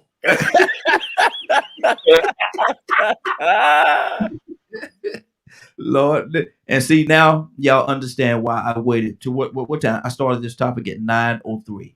I ain't want to start it before, man, because like I said, this is good in here. But everybody okay? What's anybody got anything on the heart before we get out of here? Go ahead, Rico. I'm gonna ask, Uncle. You asked a question that turning women down and being accused of being gay. And she was saying that she didn't know why. I assuming from what I've observed, I think a lot of women do that because of the misperception that all men are dogs and men will hit anything. A lot of women believe, oh man, he'll hit anything. And guess what? I've seen a lot of men that will hit anything. They ain't got no standards. So the man with standards, they might not understand that some men have standards. Some men ain't gonna just pull it out and show you that they're working with something because they are. They know that they do that. I had to tell a woman this, look, don't get it confused. I ain't just gonna whip out nothing because I don't want a woman that I'm not attracted to pressuring me, giving her something. You know, when you have standards, it's just not okay. I don't have no kind of morality about sex. I'm just gonna do it because that's what animals do. There's people out there, but if you have those standards and you say, nah, I ain't gonna do that. You ain't my type, or I'm not cheating. Some women that grew up in a certain environment will think you are. Men too. Some men, because it's been a situation where, you have women in the neighborhood that it's like a rite of passage. Man, when you did that, man, she doing it with anybody. I don't want none of that. Now all of a sudden you might be a punk. Now ask your sister, the good girl. Exactly. So I mean, it's just the thing that sometimes that toxic masculinity that runs through men, it also rubs off on women too, and they so they believe, you know what? Yeah, if she giving it up, a man gonna get it. Yep, exactly. And so that's such a misconception. Anybody else have anything on their heart before we get out of here? If you did not get a chance to hear this show in its entirety, you can log on to www.dkmmediagroup.com at 3:00 Eastern today. Good deal. Good deal. Let me see who I'm gonna get the prayers out. Bishop, prayers out, sir. Yes, sir. Heavenly Father, we come before you this present hour. Thank you, Father, for all that you do and have done. And thank you, Lord God, for DKM Media and all those that call in. Thank you, Lord God, for Raheem and Lord God, what he's trying to do and trying to generate, Lord God. We trust, Father God, if you will be with us as we travel up and down the roads, Lord. Keep us from danger seen and or unseen. Father God, bless those on the bed of affliction. Bless the bereaved family. Bless those that have done wrong, Father God, that they may receive the right judgment, Lord God, for their penalties. And I pray, Father God, you will walk by our side, hold our hand, and guide our feet. This prayer we pray in your name, Christ Jesus our Lord. Amen. Amen. Amen. Amen. Take 3 doses and call your doctor in the morning. 3 good doses. Cassandra, tell everybody. Cassandra, you there? Yes, I'm here. Let's put that information out there, Cassandra. You know, it's winding up. Come on, let's talk about it. So on Saturday, I will be celebrating my 62nd birthday with a 70s themed party. Mm-hmm. It's on Riverdale Road. The information is on Raheem's page, right? Mm-hmm. Yes. Yeah. You can get all of the information if you'd like to come. Please do. I'm just asking that if you would just text me or call me to let me know that you're coming, so I'll have a count. But it's going to be, great dancing, great music, great fellowship, and just fun. Just a great time. And I'm trying to pull it up right now so I can get I think the address is 5995. I want to make sure I get the right address here. 55. Yeah. 5595. Yeah, that's it. 55. You said it's a 70s theme party? 95. Yes. Yeah. Okay. Well, with some of those low top Chuck Taylors and them high cut basketball shorts that they used to wear back in the day be acceptable. Yeah, where's that? I would love that. Where's that? Cassandra. Look, Cassandra. I said it. Where's that? Yeah, where's those bikers, those little shorty shorts with the yeah, that'll work. And what I'm not gonna do, Raheem, is I must be on Cassandra's team when it comes to this conversation. Because I think she holds the record from anyone that ever called on this line. How long, Miss Cassandra, have you been celibate? 22 years. 21 and a half years. You better wave that flag. Exactly. I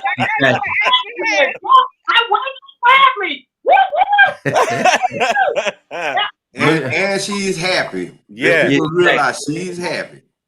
And because a lot of times this is the thing. People think, and when you say that, a lot of people think, oh, she must be gay. Oh, she must like women. Man, a woman can't do nothing to me but be a friend. Mm-hmm. I love men.